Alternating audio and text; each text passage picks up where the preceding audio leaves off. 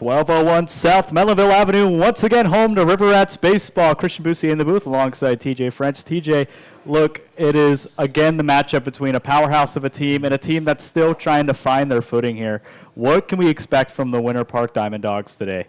Well, I hope they come out with some offensive firepower, something they've lacked, especially in the last series. It was a rough series. They were swept by the Winter Garden Squeeze.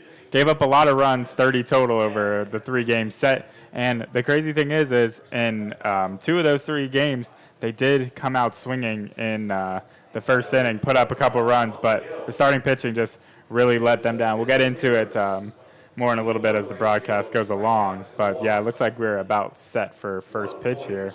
2-13 for the Diamond Dogs across the 14-1 River Rats. Only 59 runs scored for this team in Winter Park and 14 doubles. You do beat us in home runs, 4 home runs to 3 home runs, so a little pop of power there. Yeah, and I was actually here a couple days ago, and the ball was certainly traveling. However, that game was at 4 o'clock in the afternoon. It was much hotter, but I think I saw it was 2 that we hit, and then Drew Pines of Winter Garden hit 3 himself that day. So the ball was carrying a lot, and yeah, they have after the first 10 games or so, they had no home runs, but the power stroke is coming along nicely over the last couple of days. But again, it's been the pitching, and they've just given up too many really big innings. You know, you really want to avoid 5, 6, 7-run innings by your opponent because that can really swing the pendulum of a game. And so we'll take a look at this batting order for the Winter Park Diamond Dogs. Odor and Young Graziano lead off the top 3. Griffiths, Collado, Rivero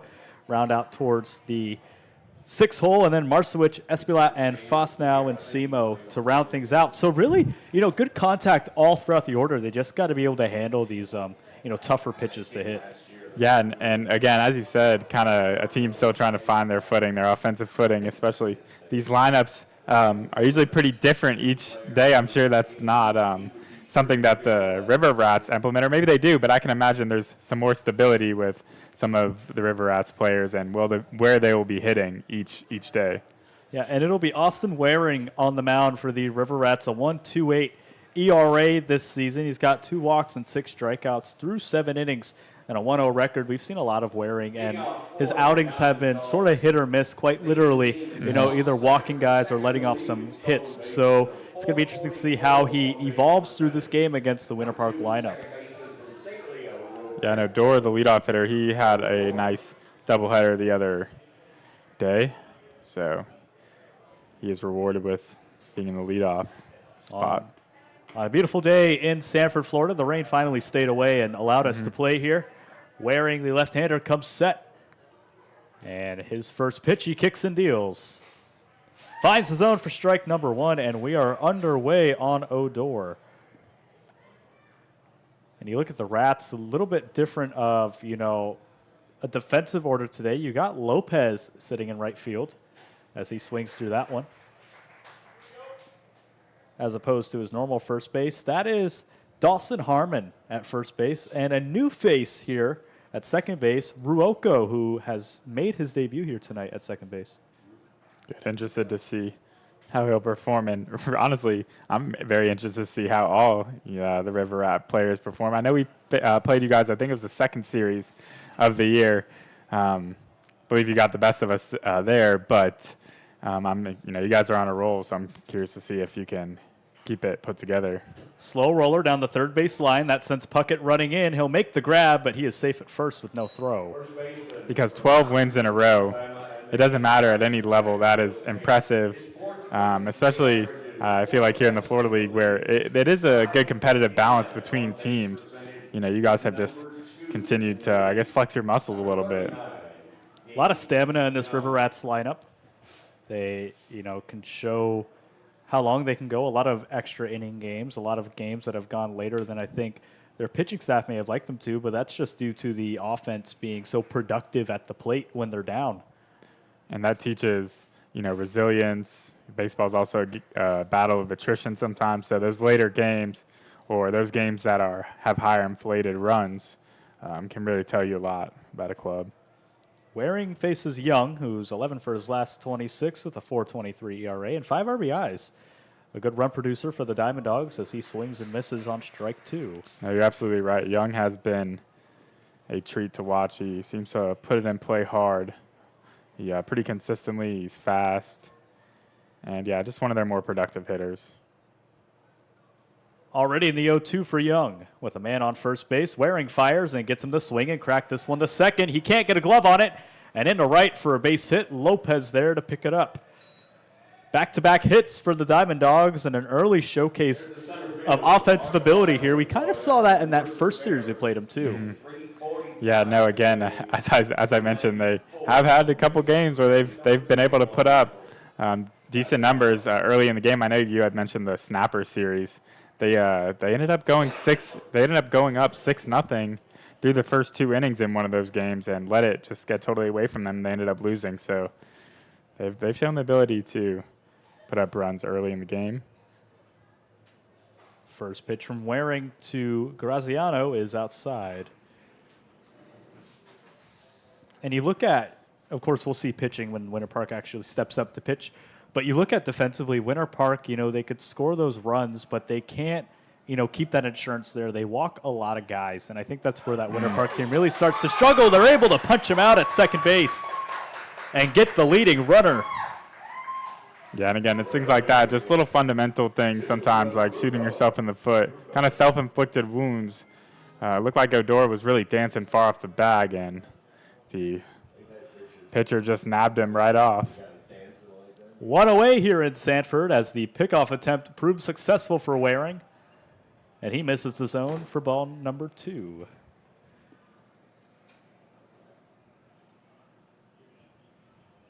But yeah, a lot of free passes given up by Diamond Dog pitching. Also a lot of strikeouts on the hitting side. That has been a troubling spot. This one again cracked the right, and it'll get down as a fair ball. Lopez has to run over. And again, makes the grab and puts another runner at second. Yeah, so 3 consecutive hits here for the Diamond Dogs. And they're all little slow rollers or little bloopers into the outfield, too. It's not that they're hitting with a ton of power here. They're really just putting it where the rats aren't. No, yeah, you're exactly right. The leadoff hitter, Odor, hit basically a swinging bunt. And Gabe Young kind of bounced one through the right side. And same thing with Graziano. Looked like he got it off the end of the bat there and just dumped it right into right. Griffiths settles in. And Griffiths has been away from the team for about a week now, so good to have him return. He's out of Stetson. I think it likely had something to do with the portal, I assume. It's been a number of those scenarios on the Diamond Dogs thus far this season. 666 batting average. And the next offering. This is low. Started off in the 1-1 count. You have Collado on deck. The double play is an opportunity for the Riverettes.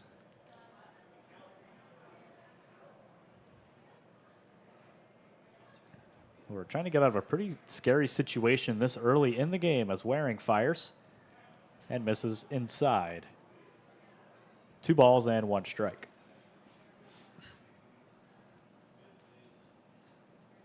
Harmon not holding the runner at first.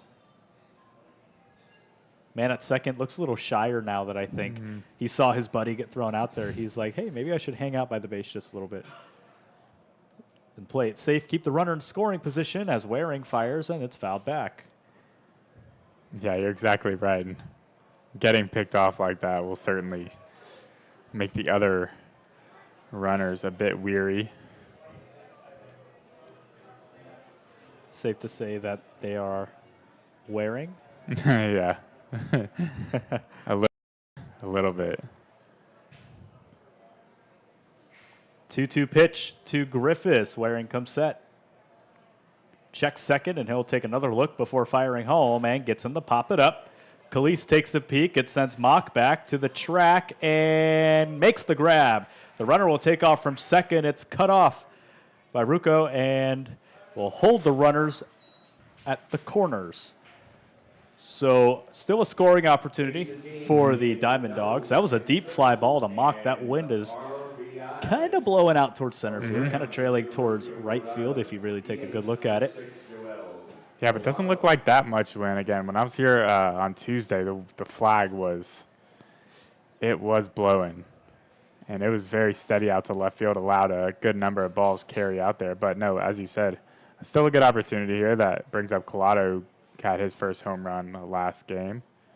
2 away, the runner takes off. Saliba will not make the throw. It puts runners at second and third for Waring, who with 2 out is just trying to get out of a jam here. He doesn't want to let off a run in the first inning to the Diamond Dogs. And certainly doesn't want to let off anything extra. Waring fires. This is outside.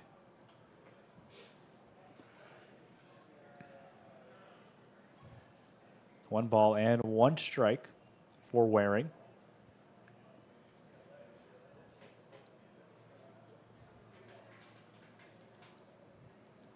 One. Gets in the chase and swing away for strike 2 and a chance for Waring to get out of this. This is a team that, struggles with walking guys in these crucial moments, missing the zone a lot, trying to get these hitters to chase, but they're not falling for it. And Winter Park, no exception, pretty disciplined at the plate, regardless of what their hitting statistics may say. Very good at letting pitches go by, but Waring able to watch that one. It's a backwards K for Waring to get him out of the jam. Nobody scores. They leave the runners on second and third. Scoreless from Sanford. Back in a moment with the top of the Rats lineup.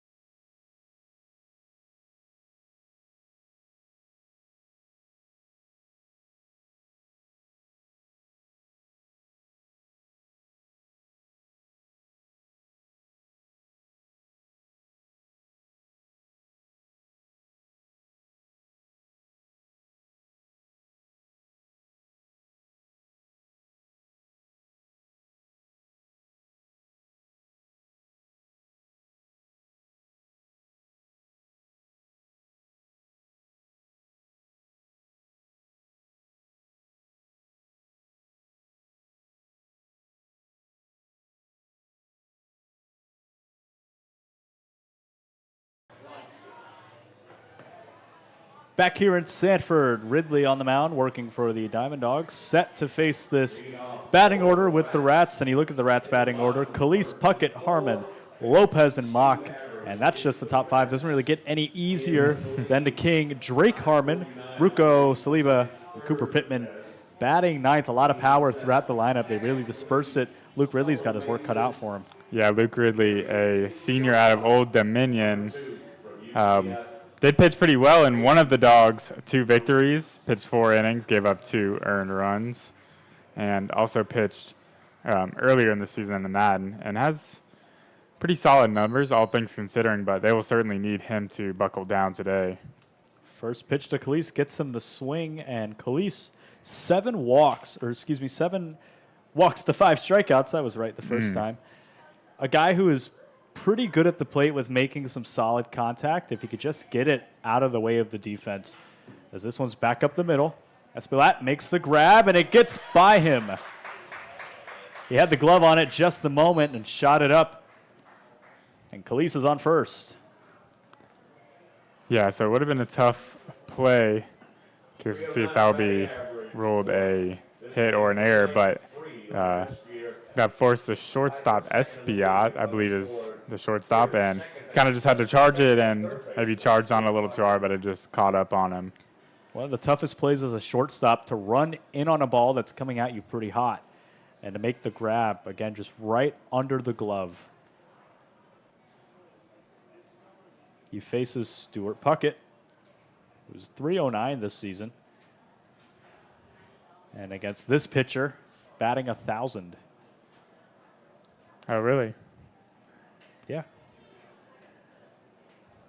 Okay, yeah, because Ridley pitched against Sanford, I guess in that first series. Speed with Khalees aboard on first base. Next offering to Puckett. Able to find the zone for a strike. Evens out the count to 1-1. There's a situation Puckett finds himself in a lot of the time. A runner on first base. Nobody out early in the game. He's moving up in the lineup. He was batting cleanup for a while and now moved up to the 2-hole. He swings and chases for strike 2. Ridley really working that outside on Puckett.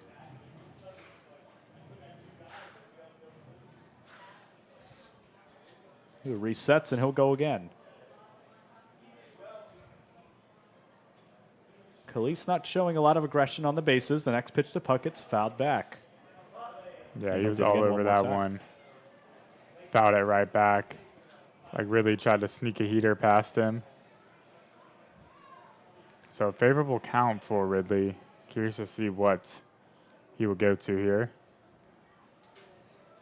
Ridley taking his time getting on the mound against Puckett, who has had some fairy tale moments this season. 2 walk-off hits for Puckett, actually. And a team that has just been so hot. Puckett has been able to show up in the moments that count. So they fire over the first to check Khalees, and he slides in there.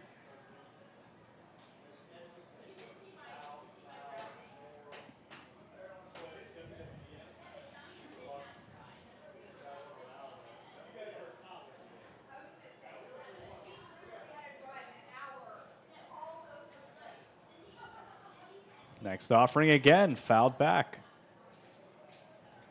Yeah, still on it. Good 2-strike hitting here by Puckett to stay alive.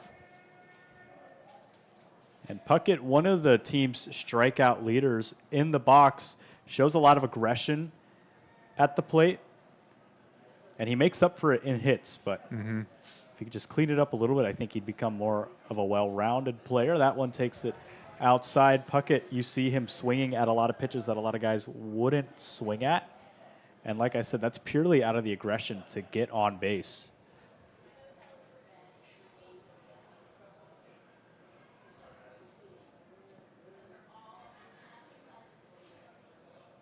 Good And pitch the there. Puckett able to punch him out on the breaking pitch.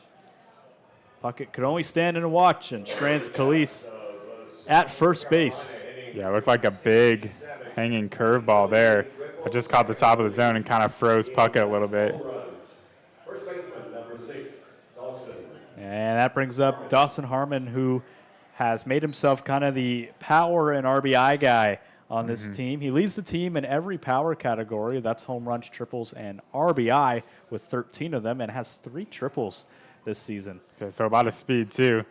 And certainly I understand why if he is a gap-to-gap hitter, especially in this park. Those gaps are deep and certainly can call for some triples. A 367 hitter and 10 walks. Great run producer all around for Harmon. So the runner takes off. Here's the throw down to Khalees. He slides in, and it gets away from Espelot again. And it's a stolen base for Khalees. Yeah, it did look like a good throw there by the catcher, Simo. It looked like it would have been bang, bang. But nonetheless, the shortstop there, Espelot, just had trouble collecting it as the runner was sliding into him. And so he'll come set with Khalees aboard on second. He checks, really taking his time trying to make that throw. He's still waiting, now fires and gets Harmon to cut away.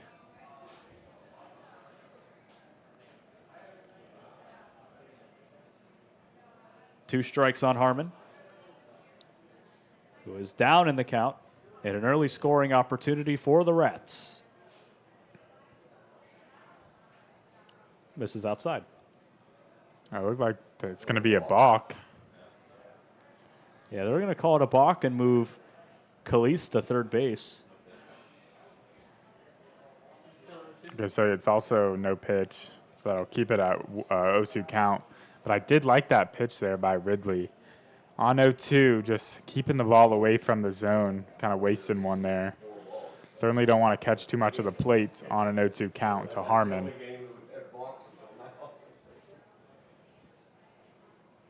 Next pitch is an off speed, and he'll take that one for a ball.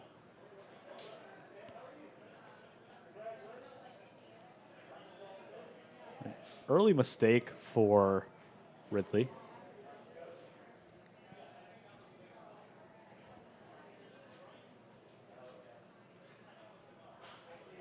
This one popped up first base side, trailing and out of play.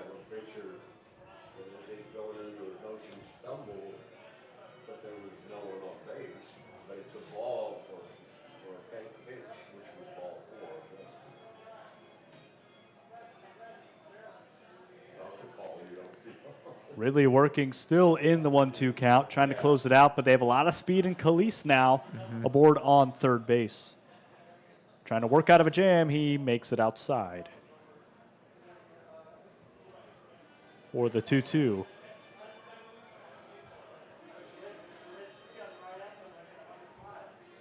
Struggling with command issues early on as well.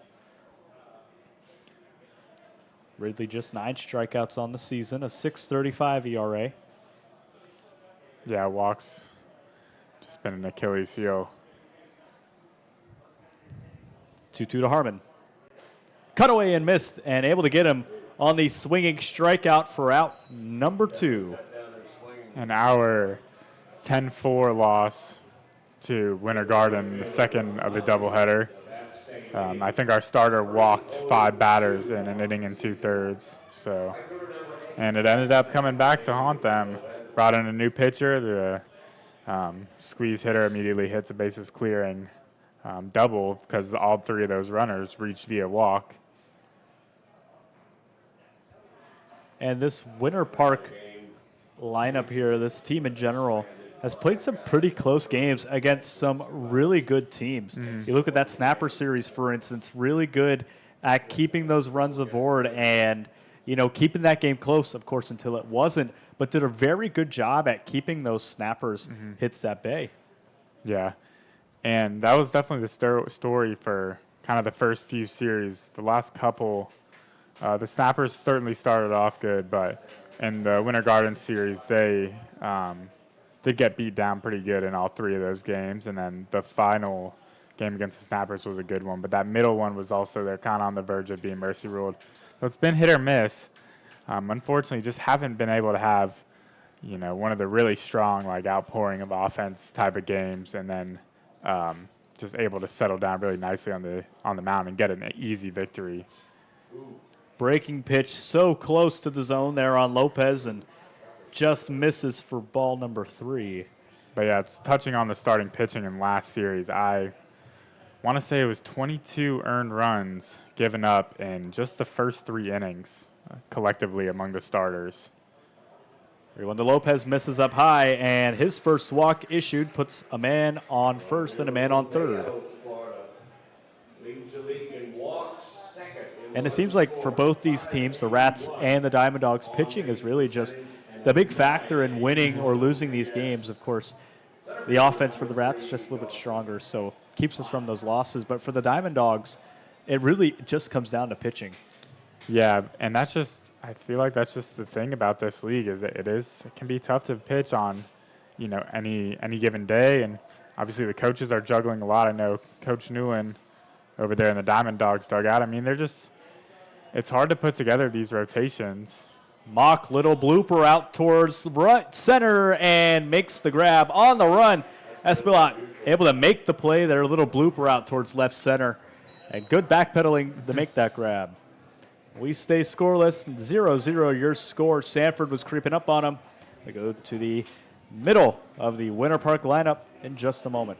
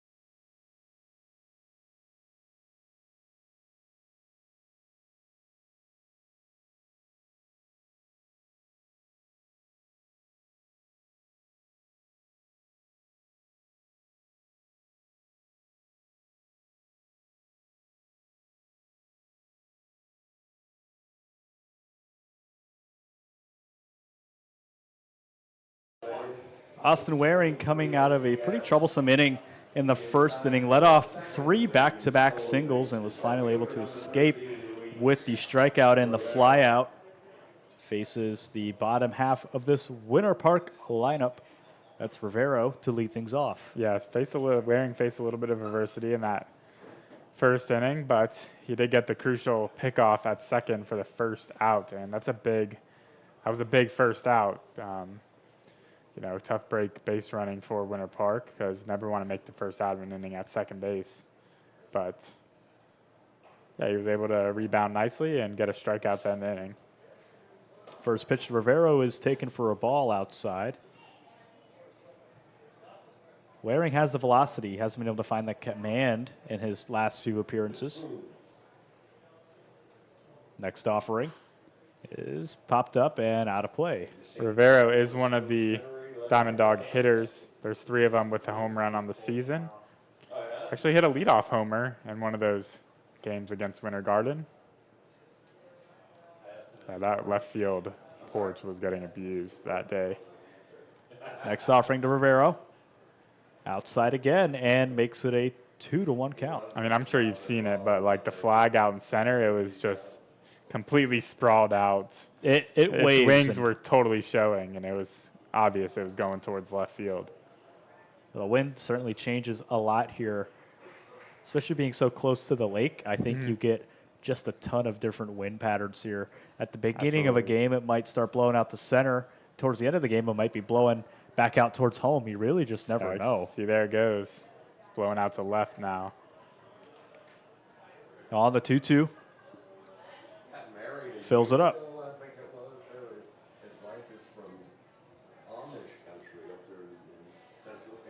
And I'm not sure why. I don't know the science behind why that wind changes so much. I always just say it has something to do with the lake and just the general location of Sanford. This one popped up, Khalees leaping, and it falls into left field in front of King for a base hit. Another man aboard. Rivero reaches first. So I'm certainly not a meteorologist or anything like that. But I think there's a couple lakes that are kind of wedgy in between Sanford. So you just get different, cloud arrangements, different forces of air mass, I guess, kind of coming against each other. That makes sense. But they're big lakes. Like on my drive over here, I passed Lake Jessup, and that's a big lake. So certainly causes for some wind effect. Lake Jessup is one of the shallowest lakes in Florida. Really? Yeah, I believe its depth is only like 6.5 feet. Really? Throw down the first, not in time for a pickoff. And another fun fact. Is it man-made? It is not man-made, Okay. but another fun fact Probably that I've heard, and I'm not sure how true this is, but I believe there's more alligators per square foot in Lake Jessup than there are in any lake in the nation. Yeah, that's funny. I actually heard that same thing very recently ago. I was getting my car work done, and some gentleman in there, we got to chopping, and I think he told me that same thing, because I was like, look, man, I want to see a gator. Throw down by Saliba. They get the tag on him and punch him out. Khalees there to make the grab and tag out the runner who was going for second base. They get Rivero and leave nobody on. Yeah, great throw there by Saliba.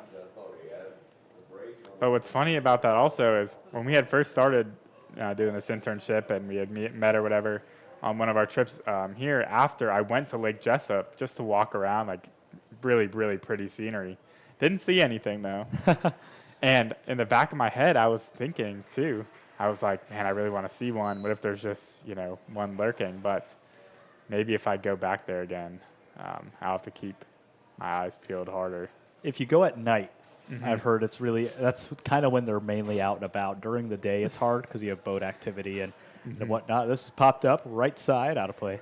Do I want to go at night though? And it might be a little sketchy. It's very dark, and you're telling me there's more gators in this lake than anywhere else in Florida? I mean, they're totally harmless, of course.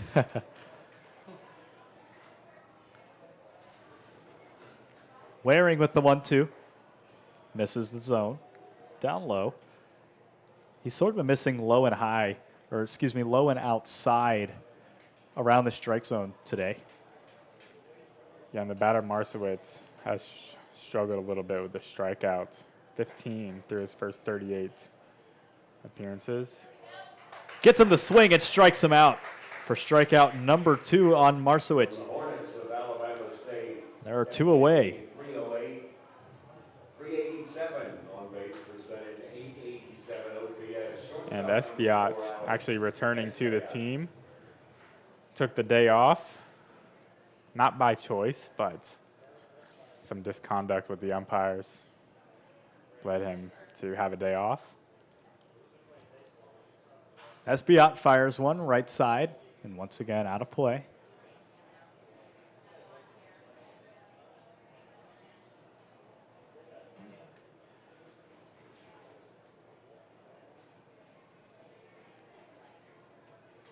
Waring again comes set and fires. And for a strike. Really good looping, breaking ball there by Waring. Just stopped Espiat right in his tracks.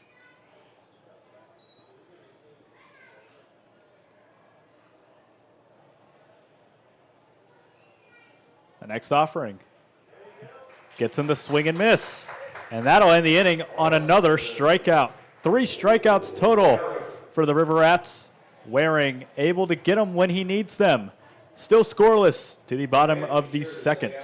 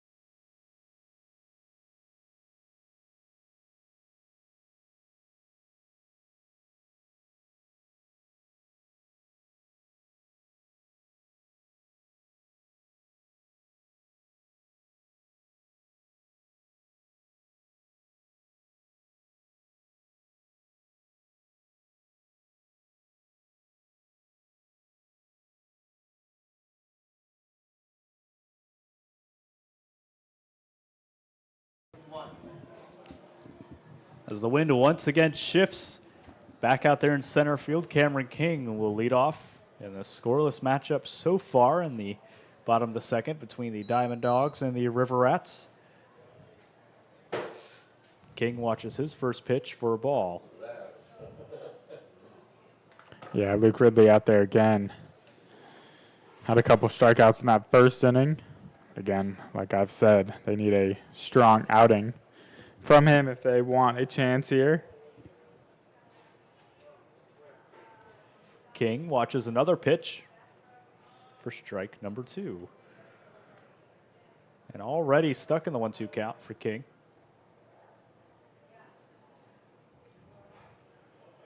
Next offering gets him to swing, and they'll put him out early. Strikeout number 3 for Ridley. And the national champion, Tampa Spartans, EH #1, Drake Armin. And Ridley is really cutting up these Rats hitters. And Yeah, what I certainly. think has maybe stunned that offense a little bit. Certainly through the early going here. But curious to see if it can continue. Pitch to Harmon misses low.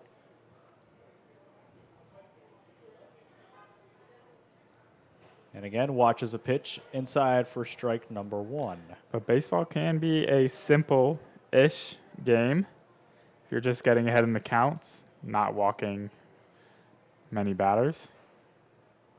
Easier said than done, but that is certainly the formula.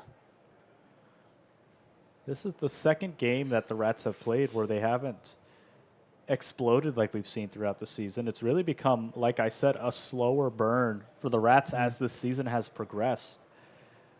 And whether that comes down to discipline or maybe more of just tempo in the box, they're taking a step back and slowing down. This is grounded to Odor, who throws to Young for the 4-3 putout. Yeah, Odor been one of the consistent fielders for Winter Park again. Been in the lineup pretty much every day, and has also played everywhere on the infield, excluding first base. But middle infield and the hot corner, he mans pretty well. And so Ridley faces Ruocco. Ruocco for the first time this season for the Rats in the box. And the breaking pitch finds the zone for a strike, coming in after that Daniel Spiker injury. Since DeLand, he's been out for about a week now. Check swing, and they're going to ask if he went. They say no.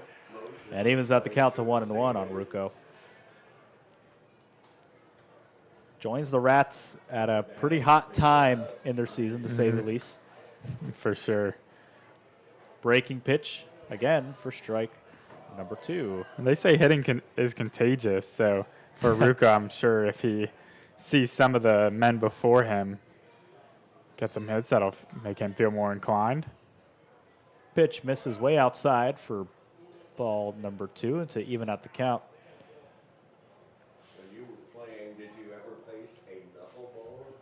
Look at Ridley, who strikes out when he needs to, but also struggling with these pitches outside. 6 walks this season. Towards the bottom of the Diamond Dogs as far as walks go. Not leading in that category, which is something to be proud of, but still 6 walks this season. Against a 6.35 ERA in 5 innings. A breaking pitch misses the plate again. And will make the count full 3-2. They're going to walk Ruocco, excuse me. Oh, yeah, 6 walks, though, and not even 6 innings is still a little alarming. But no, Ridley's been fairly solid with his control. And that brings up Saliba, another guy who has a high strikeout rate, but shows his aggression at the plate and gets hits when he needs them. Pitch misses low on Saliba. And when you're up to the plate, or I guess if you were to be up to the plate, would you rather be an aggressive guy who gets hits but also a lot of strikeouts, or a guy who's more disciplined and gets more walks but less hits? I played baseball a while back, and I was a pretty low strikeout guy. I mean, granted, I was definitely not facing pitching to this caliber, but I just think that if you strike out a lot or too much, you're just not giving the defense anything to really do. And I don't know if you watched the College World Series yesterday, but Arkansas had quite the comeback, and you know why that is? Because they didn't strike out. They forced LSU had quite the comeback. They forced Arkansas to make plays in the field. Yeah. And that good things can happen if you just make contact. But if you're striking out, you're not, giving anyone. You're just, I don't know. I'd prefer contact. I feel prefer contact. Yeah, that's where I'm at. I think if you're, I think you want the right ratio of walks and hits. You don't want strikeouts at any caliber is really bad. Well, yeah, and especially if you have other tools too, like speed, for example, you can maybe beat out a number of plays. I don't know. It's just the game of baseball is evolving, and so much of it revolves around power and extra base hits. So I understand the mindset of wanting to hit the ball consistently hard, and that's going to make you have to swing more and swing harder, which is going to result in more swings and misses. And Saliba thought he was going to get a free pass there and takes it for strike number 1. Yeah, I certainly thought he was going to get a free pass there as well. Just looked like it was kind of a give-me pitch. On the 3-1 count with Rucco aboard on second base. The next offering is taken low, and that time, ball number 4. So back-to-back walks here. The bottom half of the second again. Ridley struggling with the command there. Now, if you were a pitcher, would you feel more inclined to throw more strikes? However, the trade-off to that is your pitches are potentially going to be right down the middle, or nibble more and know that you may walk a couple more guys. Oh, that's a good question. I think, gone are the days of the control freak, Mm-hmm. You look at Glavin Maddox, who could just paint the corner so well. I don't think that's necessarily part of the game anymore. I think it's all down to velocity. You look at Skeens. You look at even Chapman back when he was, pretty healthy. And staying healthy, they throw to first. They're going to call time. They're saying he's in there safe. Well, the good pitchers have both the best worlds. You talk about Skeens. His fastball is obviously incredibly lively, but he's also able to throw so many strikes. Yeah. Which helps. Which is so important. I think I'd rather be a pitcher that throws hard, but my strikes may be closer to the middle of the zone and easier to hit. Okay. But throw harder, so you may miss barrels. Yeah.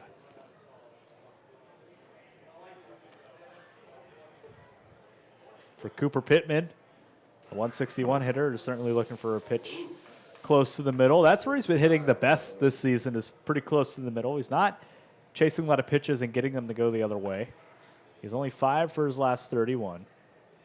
Facing Ridley for the first time this season. And finds himself in a 2-1 count.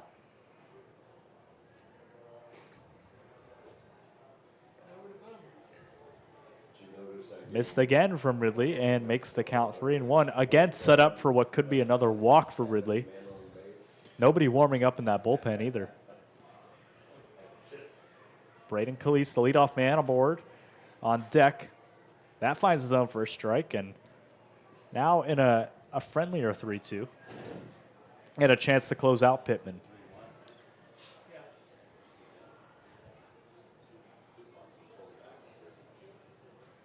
Here's the 3-2. Runners go. He pops it up sky high. Simo looking, Odor running in, and it's going to be Espilot calling it off and making the grab for out number 3. There's a lot of guys coming in on that ball and some good communication there by the defense to close it out. Still scoreless in Sanford. The wind really picking up, and so are the bats. We're back in just a moment.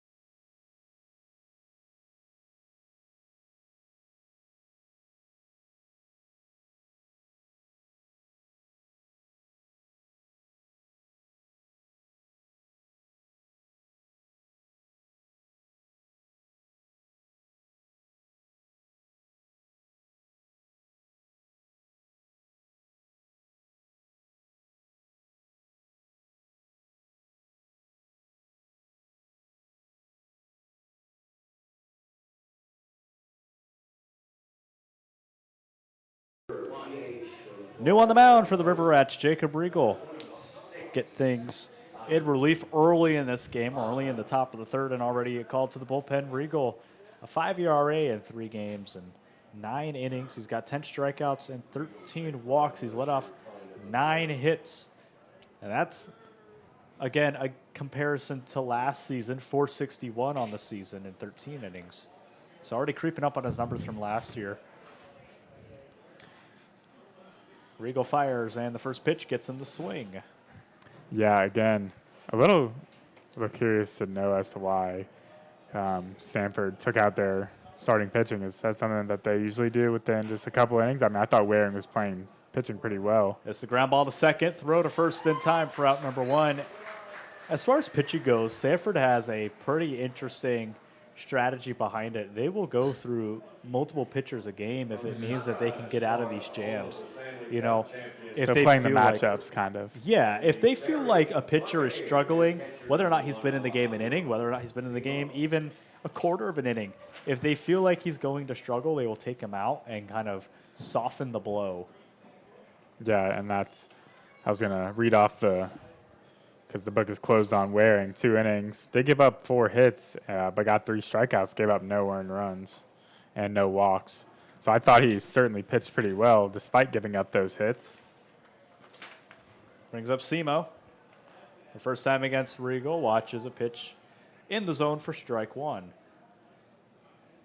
A different Regal than what we've seen in games past. You look at the series against the Squeeze, Regal struggled a lot coming out of relief. Good pitch there. And a good breaking ball from Regal to Simo, able to make it a good count for him early. 1 and 2. The next offering outside. Regal is predominantly a starter, but ultimately, like I said recently, has come in relief for the River Rats. As the next pitch jams him up and is in there for a ball. No, and it's certainly good to have pitchers like that on your roster that are versatile, can do both, or maybe you want to get experience in both because it's certainly a different beast between the two. This is cracked to short over the head of Khalees, who once again leaps for it. And another base hit for the Diamond Dogs. That's 5 this game. Yeah, in each inning, the Diamond Dogs have recorded a hit, this time a 1-out single by Simu. He just stuck on a fastball, looks like there, and turned on it. Hooked it right over the shortstop's head. A man aboard on first base. At the top of this order with Odor. Singled his last time up, part of that trio of leadoff singles for the Diamond Dogs. His first pitch taken low.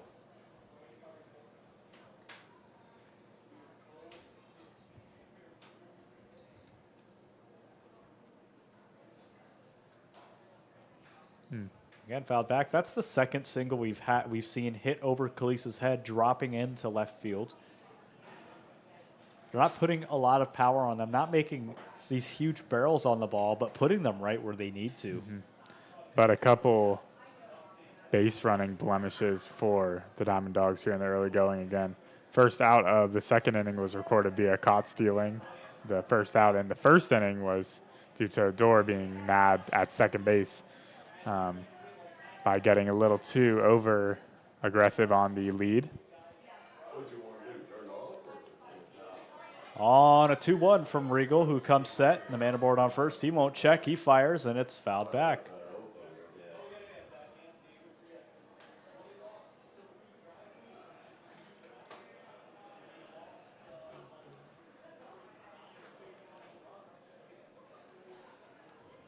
Regal still struggling with command here. He's got the velocity behind him. As that wind once again shifts out in center field, Regal fires, and that gets away from him. The breaking ball broke right into Odor to hit the man and put him on first.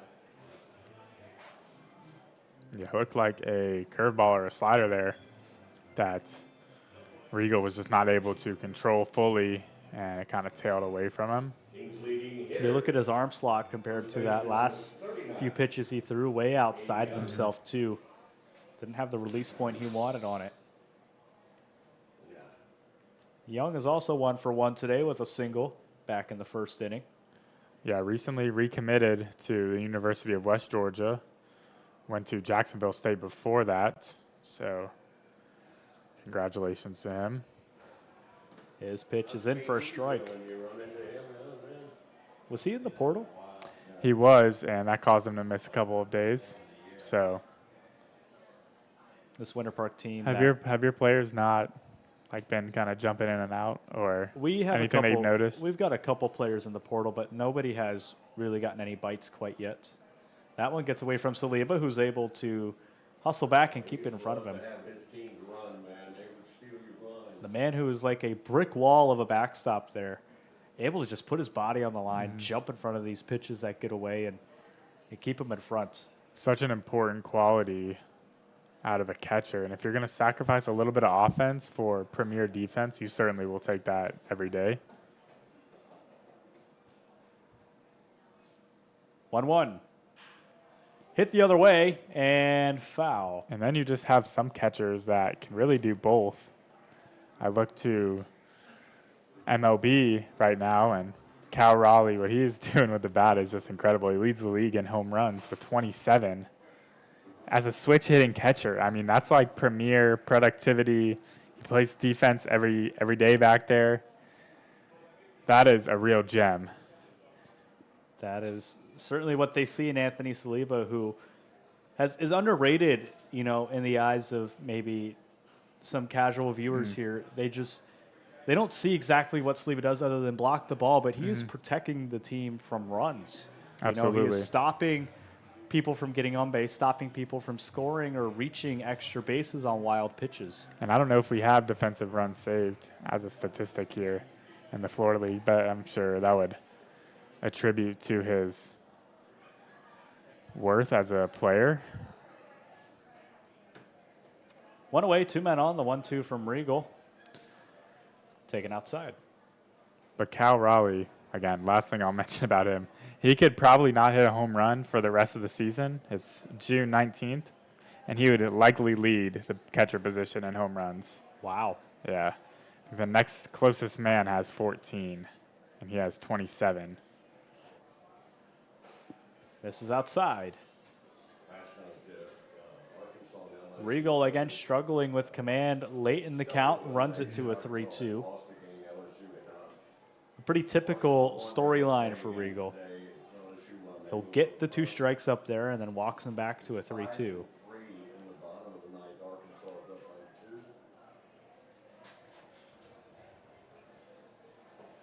3-2 delivery. He'll step off and check second base and reevaluate his situation. And Gabe Young, he previously, like I said, went to Jacksonville State back in 2024. Was named to the all-newcomer team in Conference USA. So that was as a freshman. So pretty good accomplishment there. That one gets away from Saliba, who plays it off the brick wall. He throws the third. Puckett puts the tag. And they'll call him safe. It's going to be a walk to load up the bases. Young aboard. Yeah, good chance here. And looks like there will be a meeting at the mound.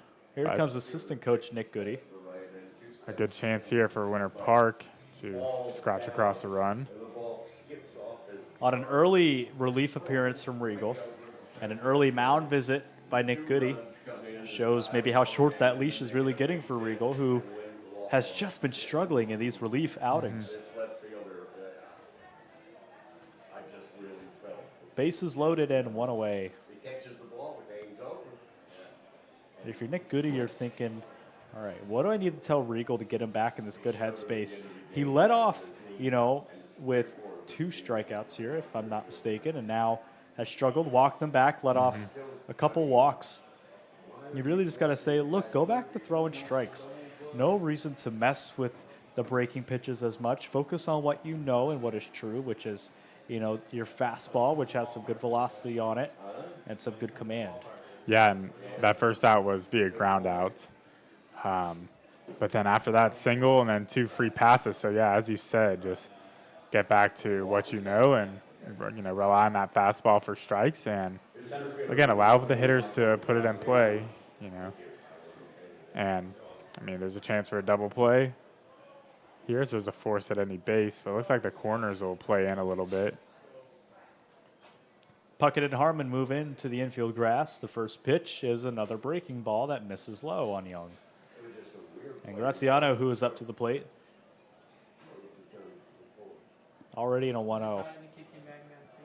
And you look at the middle infield tucked back towards the outfield grass. So corners in on the infield, and the shortstop and second baseman way back there on the outfield grass. Yeah, but what I see is a lot of room in between the 3-4 hole and the 5-6 hole if Graziano was to want to shoot one that way. Two-seamer finds the zone, and even at the count, the 1-1 on Graziano. Again, a guy who singled his last time up. Of course, nothing came of that one.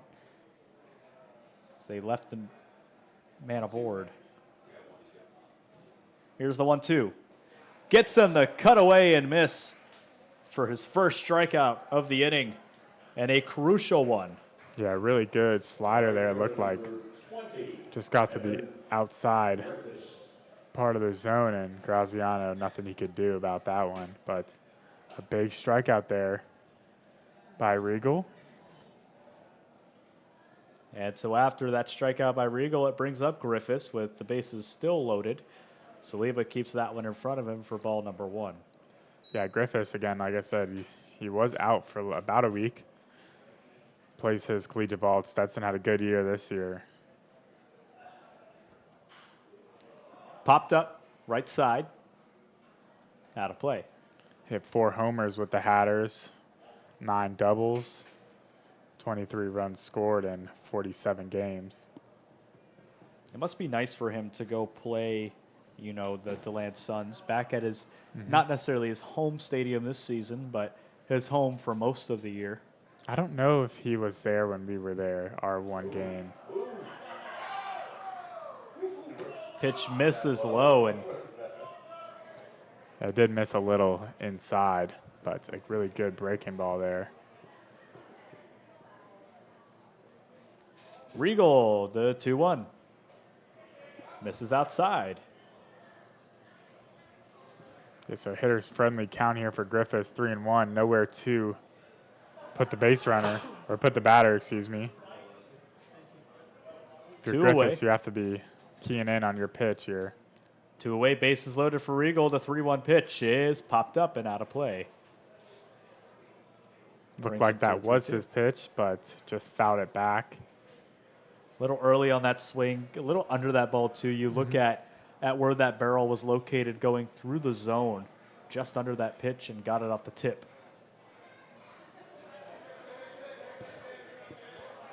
So he'll do it once again, this time in a full count. Regal to 3-2. Misses inside, and they'll walk in a run. Diamond Dogs strike first here against Sanford on a walk. Regal just struggling to maintain his composure on the mound. Yeah, and Regal just not allowing them to earn that run, really. Simu got the hit, the one-out single, but hit by pitch, and then a walk to Young and a walk to Griffiths allows for the first run of the game to score. The bases will remain loaded with 2 away, this time for Collado, who cuts at his first pitch and finds an early strike. And Collado is definitely, sorry to cut you off, one of those free swingers as well. 12 strikeouts in his first 46 at-bats, but has added 3 doubles, a triple, and a homer. This one popped up right field. Lopez giving chase towards foul territory, making the grab for a crucial out number 3, but not before the Diamond Dogs able to put up a run on the walk. They strike first on the small ball play. We're back with the Sanford lineup in just a moment.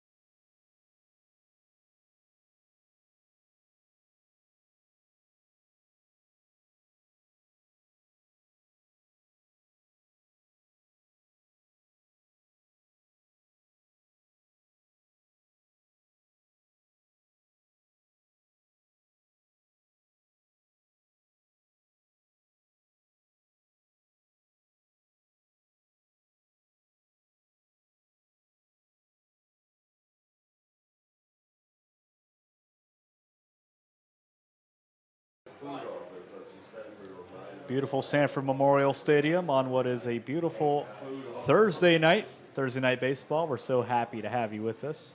Bussier alongside TJ French on a game against the Winter Park Diamond Dogs. A good contest so far. Yeah, certainly. Some good pitching on both sides, I think.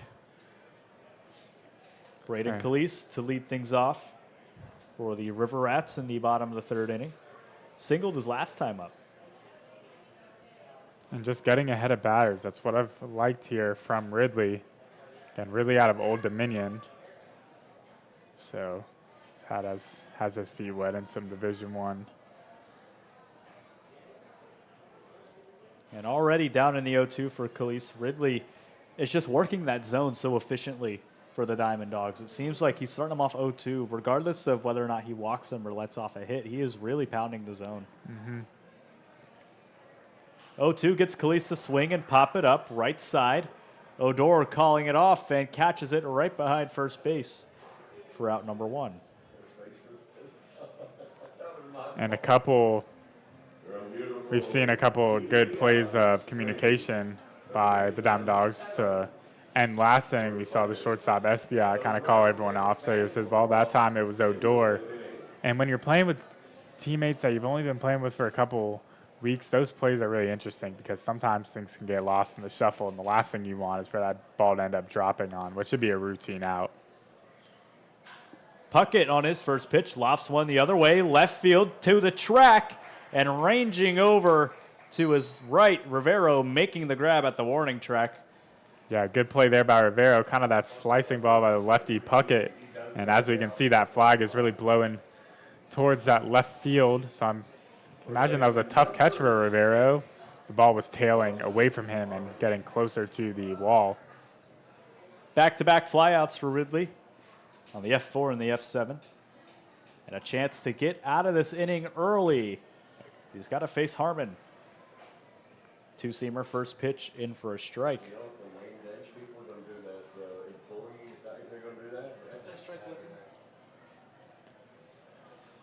0-1 early. Ridley again, coming set, fires.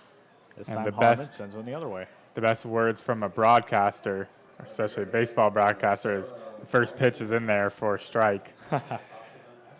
Certainly what you want to hear. And he's been starting them off as strikes very consistently. It seems like they fall into these 0-2 counts each time. And like I said, regardless of whether or not they get a hit, he is pounding the zone with strikes. 2 away in the 0-2 with nobody on to Dawson Harmon, the next offering. Misses outside. And the 0-2, 1-2 pitches are the ones that I really like to keep my eye on because, and I'm a firm believer that if you're ahead in the count, you should try and nibble for that outside part if you're way ahead. Gets him to swing and pop it up. Here's Griffiths running in on it. It'll drop for a base hit into right field. And Harmon's aboard. Yeah, the little bleeder there as Harmon was way out in front of it, caught it on the end of the bat, but hit it right where no one was in between the right fielder Griffiths and second baseman Odor. Just a jam play there between the second baseman and the right fielder, Odor and Griffiths. Ridley has to face the small ball River Rats. Lopez fouls it back. Both these teams play a lot of small ball. It's rare that you see a lot of big pushes of power. When they show up, they show up. But for the most part, these teams are just little bloopers into the outfield, hitting them past the shortstop on the ground, or even sometimes some errors. It really is just a small ball game for both these teams. 2-away, man on first. And an 0-1 to Lopez. He swings. And I believe that was off the top of home plate. Yeah, it did look like it bounced off home plate, kind of spiraled over the catcher, Simo.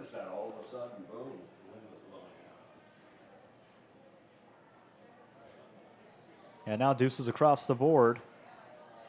2 away, a man on first, and an 0-2 count. And But it that looks hit him. like that hit Lopez. I guess not. It was very close. It certainly looked like it. It was very close to hitting Lopez. It may have bounced off the ground there first. He was like 1 for 11, comes here and goes 4 for 4, and they end up And falls into the 1-2. Now a man aboard on second, the stolen base there from Harmon. The next offering. Again in front of the plate. This time Simo can't find it. Swarming the plate looking for it. Yeah, that ball that we thought may have hit him, it likely did bounce. Kind of that play kind of looked like it bounced off him, and I think it's because Lopez has that left foot way out there.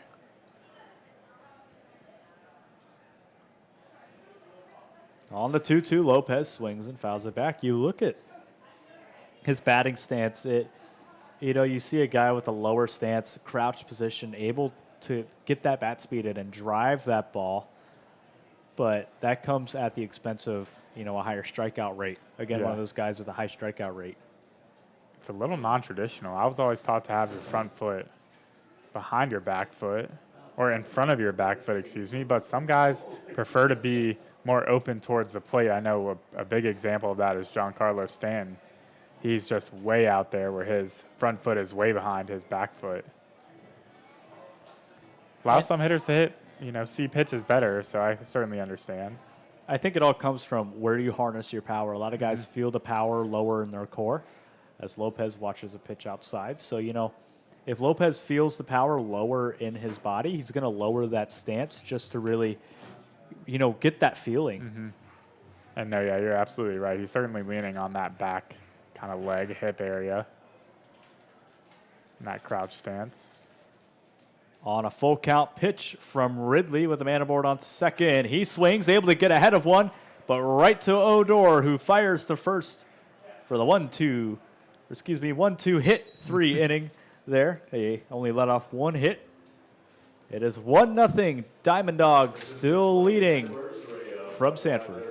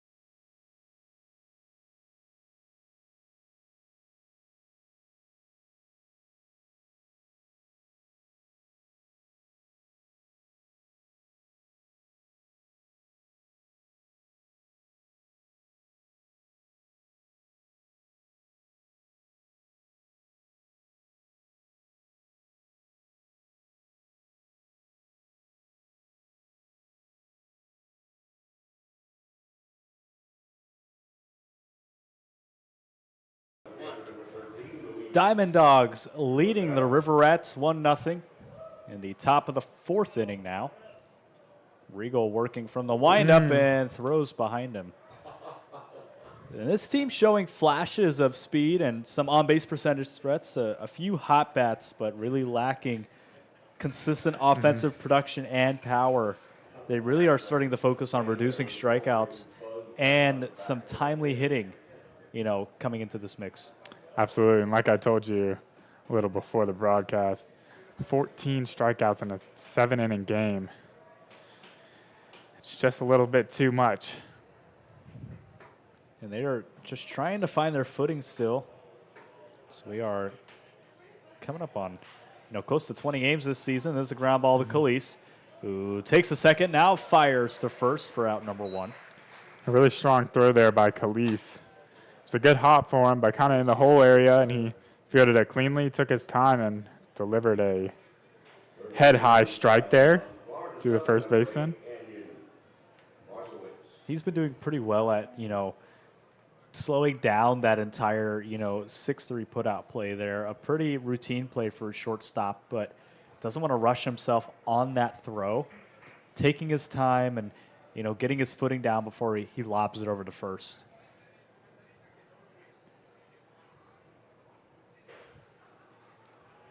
Checked the swing there, but didn't go around for the 1-1.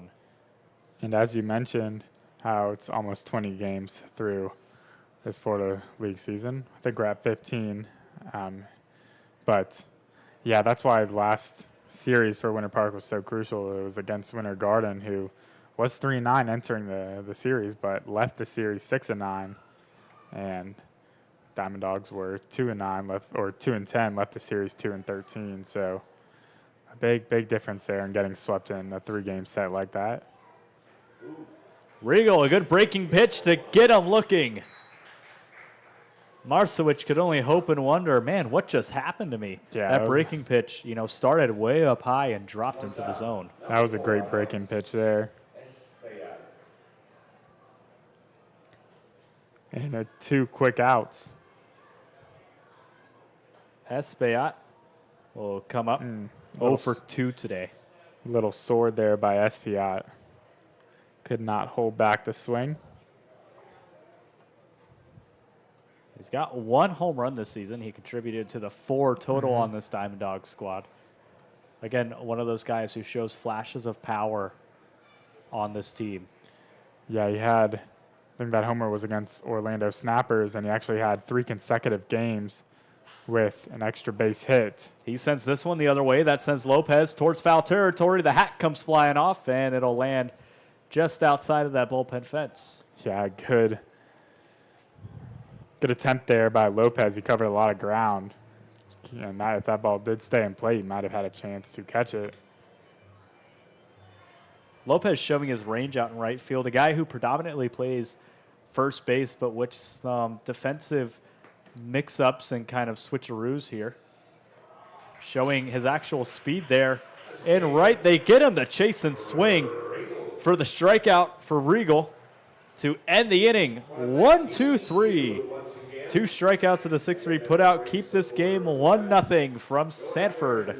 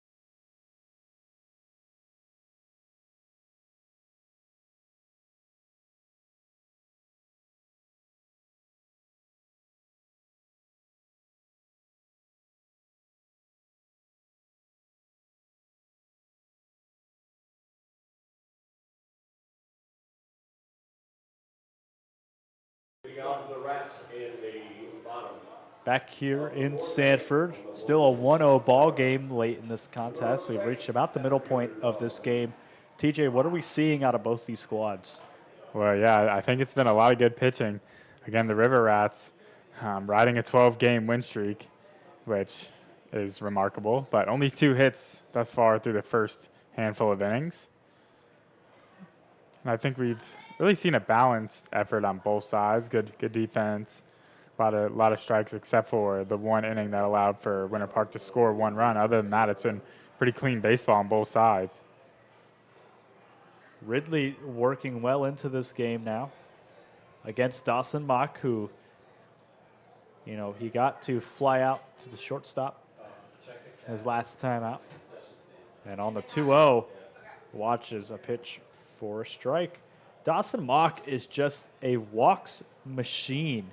It seems like he gets at least 2 walks a game. He's got 18 stolen bases, too. Very productive. When he gets on bases, that one's low. So not a guy you want to issue a free pass to because there's the threat of really potentially stealing both bases. It's incredible just how consistently he's getting on base.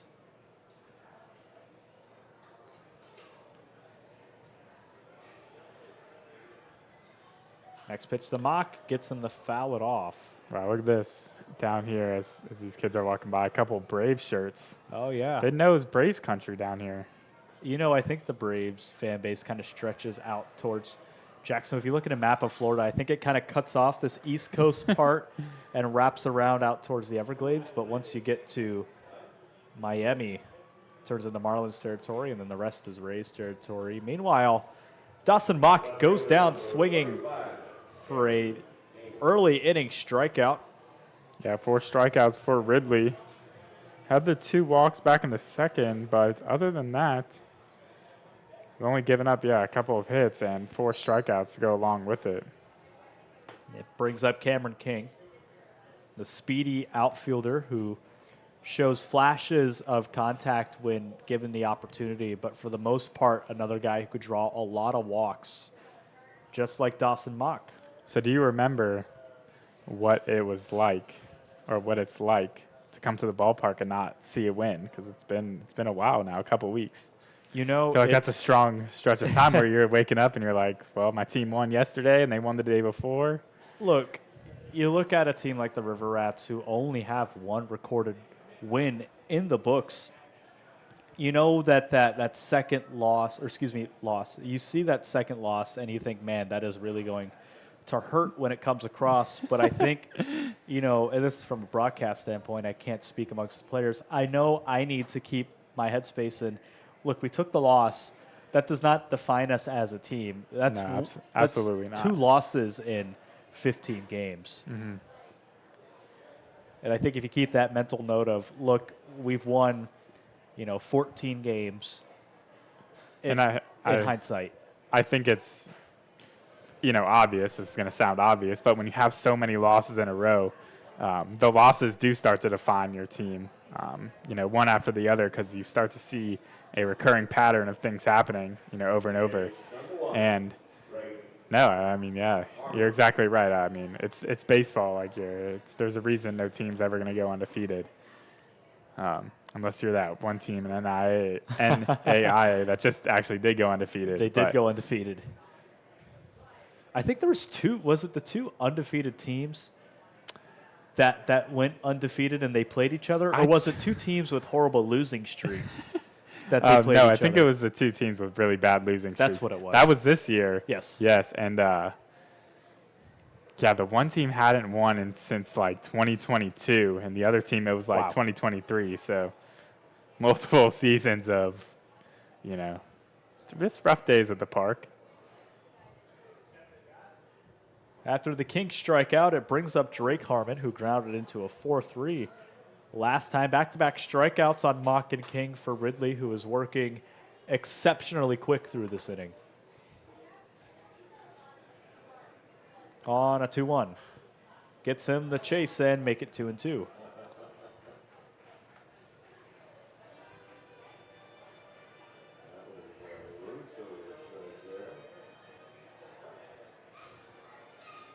The Diamond Dogs looking very composed this outing. Again, I told you, it all starts with starting pitching. Can really set the tone for a game. Next offering is going to hit Harmon. It looks like it bounced off the ground first again, so another tough break on the hit by pitch for a Rats batter. We saw it on Puckett, and now we see it on Harmon. No free passes today. It just bounces off the ground.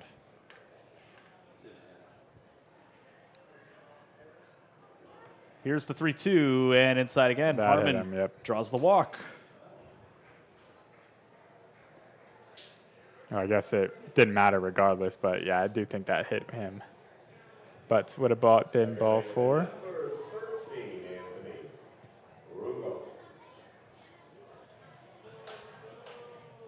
Some action in the Diamond Dogs bullpen.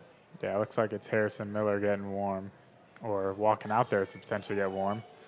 A right-hander also tossing out there.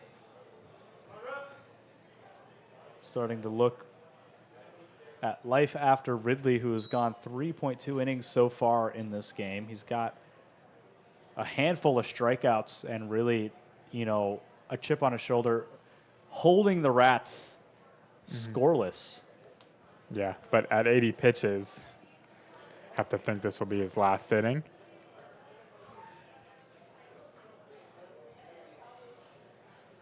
A man aboard on first base for Rocco. With 2 away, the next offering is low.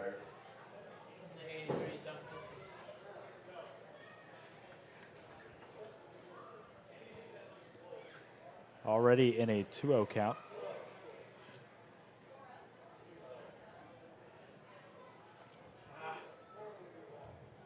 Again, misses. You look at also not just Ridley, but this entire Diamond Dogs defense as well. The Rats are putting them in some pretty tough spots defensively, and they're able to track these balls down and make some good grabs. And defense has not been as much of an issue. This is a pretty solid defensive team. They've made their share of highlight plays, usually limit the errors.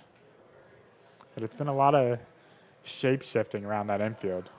Runner goes. This ball's hit in the air. Right center field. Gets down for a base hit in front of Griffiths. They're going to wave the runner around third. Here comes Drake Harmon. The throw to the plate will cut him off. The throw down to third. They put the tag on him and punch him out.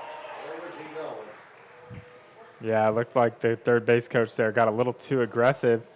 Went to send Harmon around, but the second baseman, Odor, already had the ball well in his control, and that allows him to throw onto the catcher and gun down Harmon, who was trying to get back to third. It was an 8-2-5. It's a rare sight there to see, but they're able to hold the Rats at bay and stop this game from getting tied. 1-0 your score here. Sanford looking to keep it that way.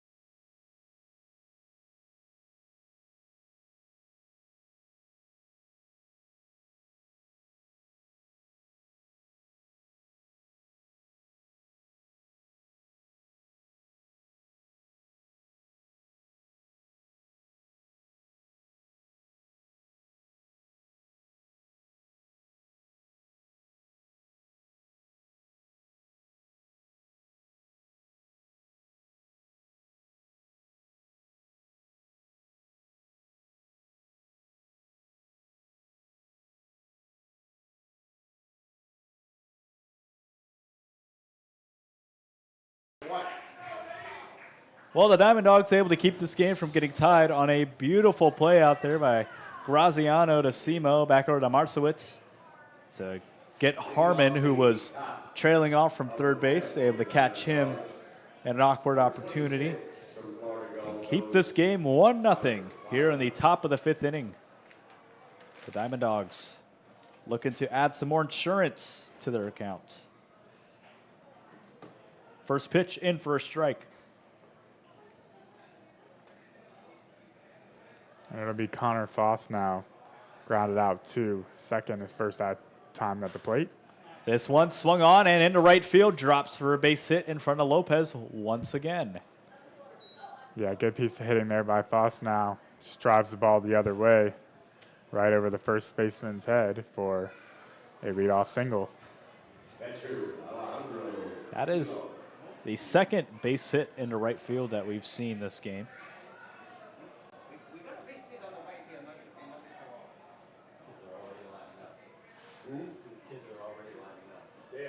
And with a man aboard on first base and nobody out, brings up Simo. Breaking pitch finds the zone. A great pitch. Good curveball from Regal. A great one. And yeah, Regal's still in this game in his third inning of relief work, I believe. Misses low on the fastball. And Simu already 1 for 1 today. Only run scored.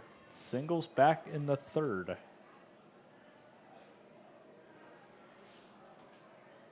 Was walked in by Griffiths. That pitch misses low.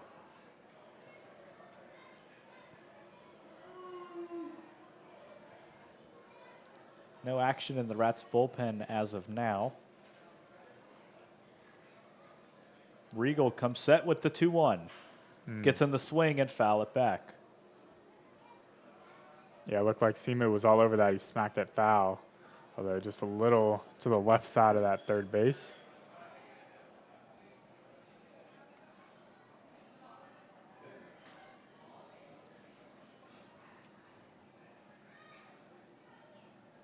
Regal rocks now and fires another breaking pitch that misses inside and low.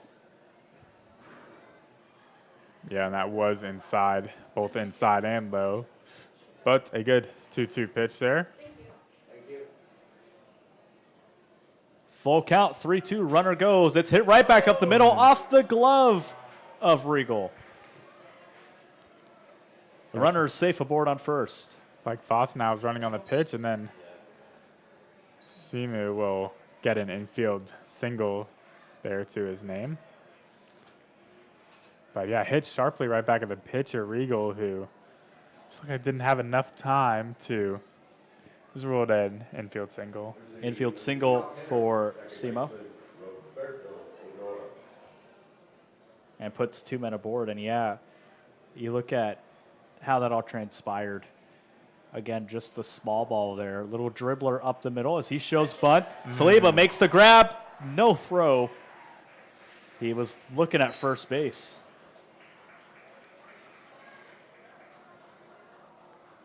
Yes, I like the idea there to bunt, but Odor just unable to get it on the ground, and it was just right there for Saliba. And here comes head coach Jesse Litch to come talk to Jacob Regal and pull him out of this game. Regal will step off and will step away. A call to the bullpen. We'll tell you all about him when we return.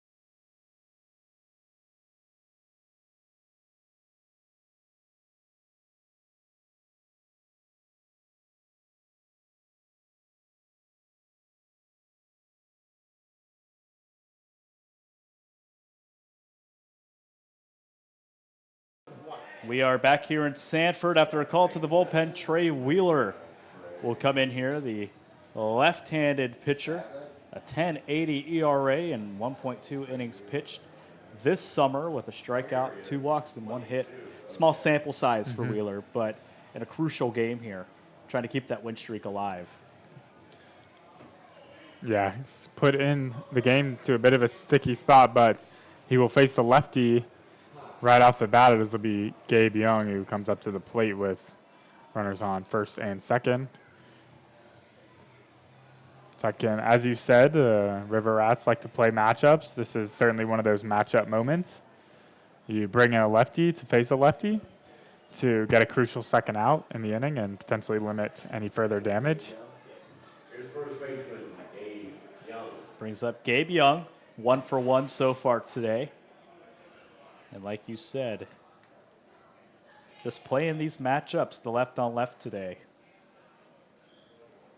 2 on, 1 away. The first pitch from Wheeler is popped up the other way and out of play towards the Dawgs bullpen. Yeah, it looked like the Diamond Dogs had the hit and run on there, but with Gabe Young fouling that one off, they kind of revealed their plans of being aggressive.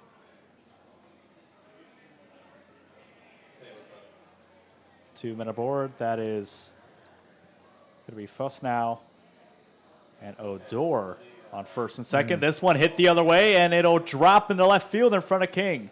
They give the stop sign at third base and load them up with 1 away. A good piece of hitting there by Gabe Young, works the ball the other way.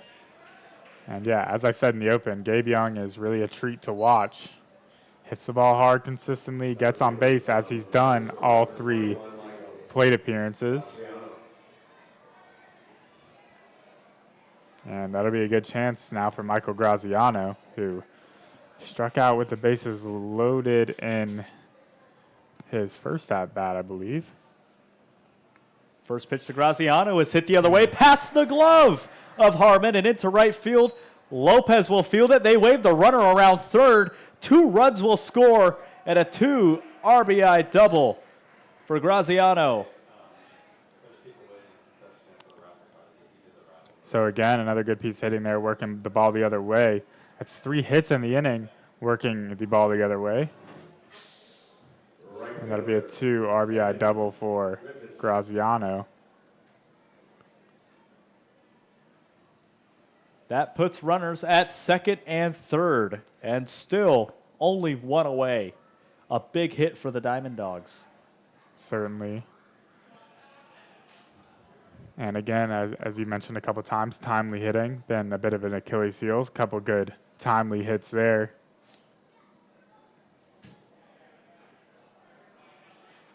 Pitch to Griffiths is in for a strike.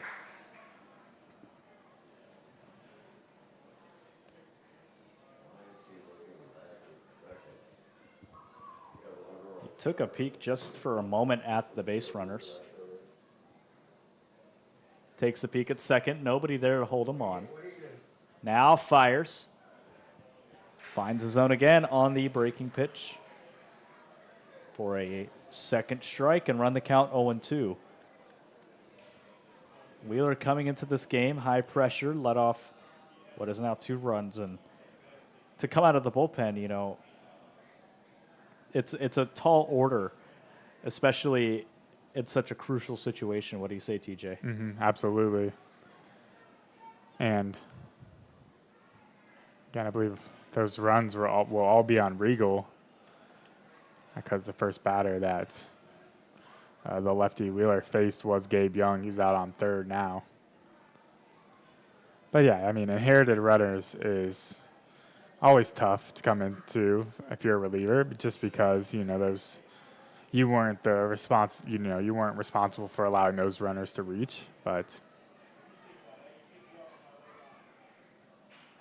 gets him to swing and ground 1 to first. Harmon, throw to home. They throw the tag and they get him. Saliba able to spin around and make the tag and save 1 more run from scoring. It puts the man on first and another man on third, but this time with 2 away. yeah, really close play there at the plate Again, aggression from the Winter Park side. And why wouldn't you be when you lost 5 consecutive games and are 2-13? You know, you want to try and spark something or try and get an extra run if possible, especially because you know that the beginning and really end of games have been an issue. Now 2 away for Wheeler, who's trying to work out of the inning. He gets in the cut and miss. But yeah, a good chance here for Collado, who's 0 for 2 today. Diamond Dogs have had a lot of traffic here in this inning. Making their way through the order. As he checks first and will fire. Won't get the tag on him.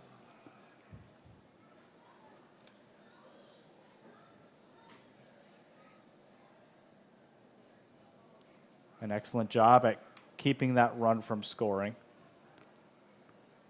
Wheeler on the 0-1. Pops it up. Center field, Dawson Mock making the run for it. And the right fielder also running for it. That's Xavier Lopez out there to make the grab. Calling it off at the last second for out number 3. But not before the Diamond Dogs score 2 runs. 3-0 your score. Sanford looking to answer.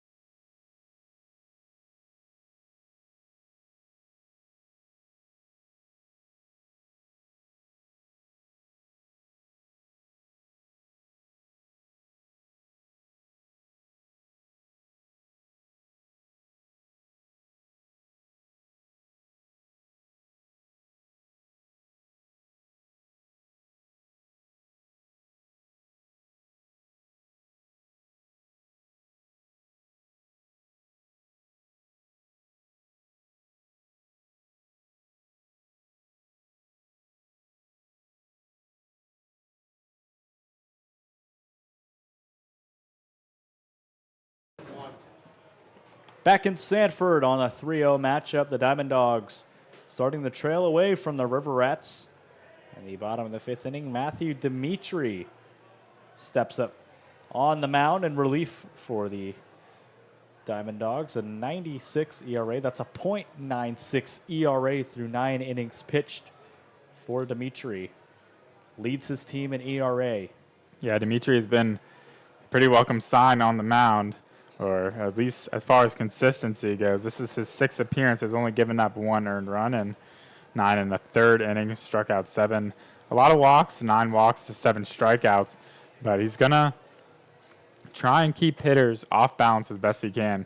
Features all the break-in pitches and really likes to. It's really a junk pitcher, as they say. Will throw majority sliders, curveballs. Anthony Saliba to lead off for the River Rats once again. Just looking to get these bats hot. It seems like the Rats are not where they have been as of lately. I guess they collected the prizes. I didn't hear anything. Saliba walked his last time up.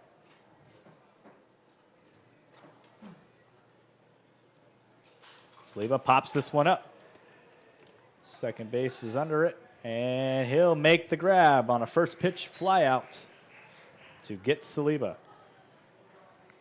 1 pitch, 1 out, so efficient early, but I was going to say the Diamond Dogs could use a couple clean innings out of Dimitri. Again, he's been one of their better pitchers, so would like for that consistency and effectiveness to continue here before they give the ball away again. To the bottom of the order with Cooper Pittman you go. He watches his first pitch inside for a ball. You look at just offensively where the River Rats have been at, you know, mainly strikeouts and flyouts. They're just getting under this ball. They just can't seem to get it in play where the Diamond Dogs have been getting it, not able to find those gaps. Yeah, and a lot of fly balls on the infield as well. I know, like you said, they did have one of the balls get kind of into the gap in the outfield, but they were gunned down at home plate. Dimitri with a good breaking ball that Pittman watches go by for strike number 1. In the bottom of the 5th inning. Still scoreless for the Rats. He watches a pitch again inside. Kind of inside of his wheelhouse, I should say. You know, that's a pitch that he usually is getting a hold of kind of on that lower outside corner. Able to get it off the bat and shoot one through the gap. And the next pitch, check swing. They say he went around, and he did. They'll throw the tag on him for extra measures, and there's 2 away. Yeah, so 2 pretty quick outs here for Dimitri. And I'd love to see that. And that was just a wicked breaking ball in the dirt that, again, Cooper Pittman kind of sorted at, but was unable to hold up. It'll fall into the hands of Braden Calise to try and keep this inning alive for the River Rats.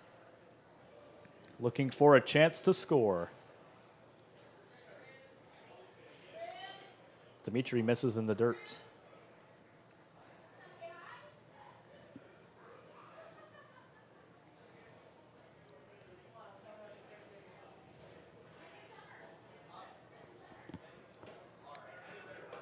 Two away for Calise. The next offering is a breaking pitch that finds his own first strike.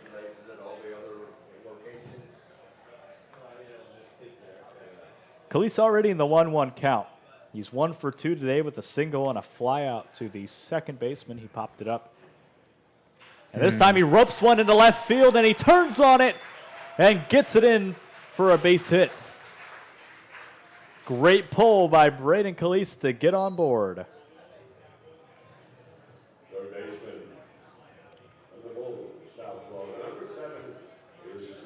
Calise looking to wake up the River Rats bats, and now Puckett to follow.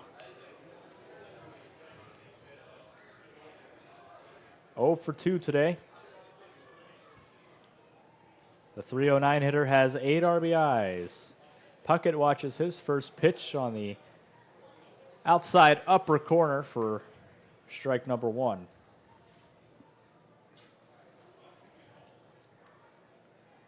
Dimitri taking his time to get set, looking for his sign. Now will peek over his shoulder at first base.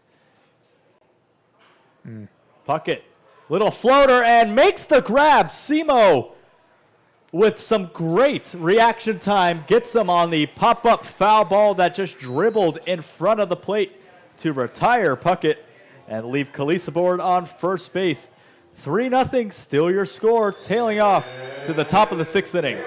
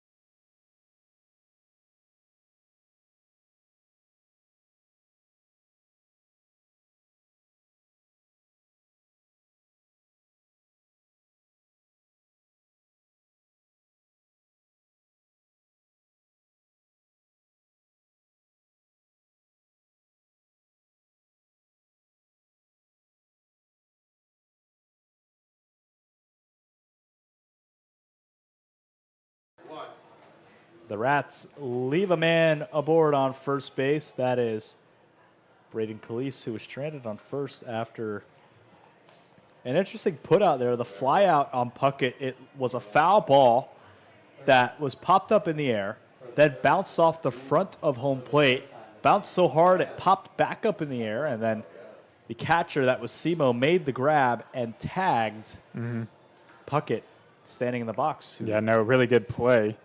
And a good awareness play by Simu, just realizing that he really, after he collected the ball, just had to tag Puckett, which causes some alleviated stretch rather than having to throw over to first base. But nonetheless, a good inning by Matthew Dimitri. And I just wanted to wrap up the line for Luke Ridley. Went 4 innings, gave up 3 hits, 4 walks, but 5 strikeouts. And again, no earned runs. Looks like it's still Trey Wheeler out there.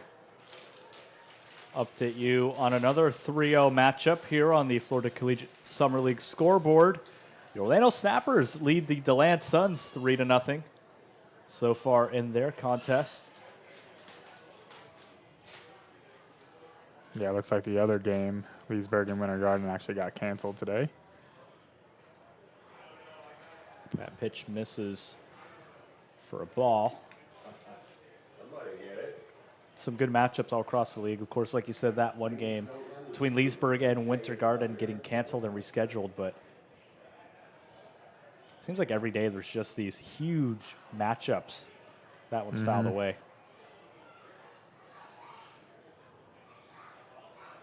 For Jacob Riegel coming out of this game, led off 3 hits, 3 runs, 3 errors, 2 walks, and 3 strikeouts, and only 2.1 innings pitched. Guy who they called upon to, carry through this game through the bullpen, puts Trey Wheeler on the mound in relief with a strike 2 call to make it 2. That was strike 3. Got him to look. Rivero goes down looking for strike number 1. Got to bring up Marcelowitz, who has a couple strikeouts today. But yeah, Trey Wheeler has given up 2 hits. And unfortunately for Riegel, those 2 hits that he's given up were on Riegel's ticket for the night. Like you said, never fun inheriting runners. It's definitely never fun to inherit runners and then be the guy who lets them score. But, that's baseball. Unfortunately, the cruelty of the game sometimes. Since it's such a team game, you're relying on so many of your teammates at times. 2 pitches, 2 foul balls. Makes the count 0-2 on Marcelowitz, who, like you said, yes, is 0 for 2 with 2 strikeouts today. Yeah, hitting just 105, only 4 hits and near 40 at-bats. Little chopper to first. Harmon makes a great grab off the hop to tag the base for out number 2. Yeah, it looked like a really in-between hop there that Harmon kind of, I don't want to say had to pray for, but a little bit just kind of stick the glove out and hope it suctions in there, and it did just that. So he was able to make an easy play over at first base. And so with the 3 put out, it brings up Espaillat, who also has had a pretty tough day at the plate. 2 strikeouts as well this game. In fact, he ended off both the top of the 2nd and the top of the 4th inning. Faces Wheeler for the first time. This is low.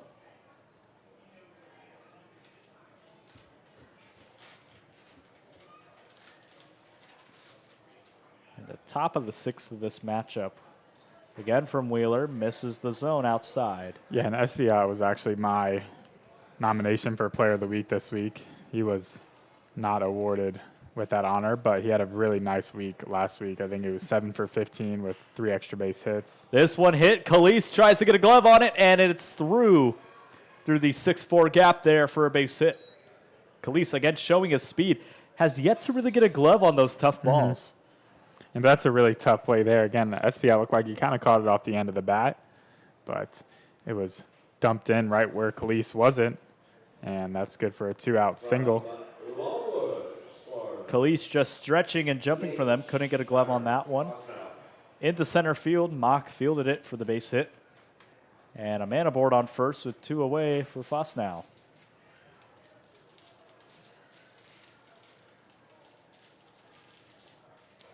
Yeah, Fcsl had a base hit to the right side. His last at-bat ended up coming around to score in that 2-run top of the 5th.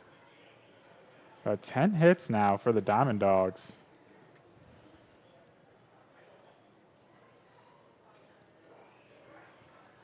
Misses the zone and evens out the count 1-1. 10 hits for the Diamond Dogs across the board and only 4 for the River Rats.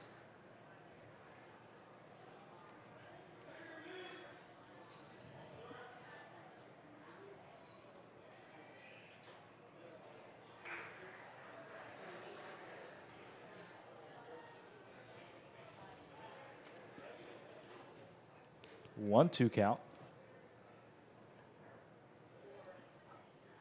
on Fcsl. Checks the runner at first base. The left-hander taking a nice long look. Takes another peek. Now fires. Popped up. First base side and out of play into the stands. And Well, look out. But he took a healthy cut there. Like a looping break ball. Look at that. Kid goes sprinting for it. Kid goes running for it. Let's see. There you go. From the other side of the park. Love to see that. They Man, just there to hand have off so the much ball. energy, man. It's crazy. Pretty generational feeling, I think, just to get a foul ball at a baseball game. I feel like everybody remembers their. Do you remember your first? Have you ever gotten one? I think I did get one. It was at like a AAA game. Remember is like, do I really remember it? Right. Mine was at a Braves. I can tell you exactly what it was. It was a Braves spring training game. Okay. Down Right. here in Florida? Down here, it was when they played at ESPN. It was a Freddie Freeman foul ball. It was. I was sitting on like the berm areas. This one's popped up. Rocco looking to make the grab, and will make the grab. I'll finish off my story before we step away. I was sitting on the berm, and I was walking with some kids that were running around, and we were trying to dodge this security guard. And it just wrapped around the pole and took a nice hop off the berm, and I was able to field it. Yeah. Just right back to you. Were you a kid as well? I was a kid. I was probably like 12, Okay. 11. So, yeah, pretty memorable. Yeah. Miss Freddie on the Braves, of course. But 3-0 your score still. But a quick inning for Wheeler, able to get out of it. We're back in just a moment from Sanford with the River Rats offense.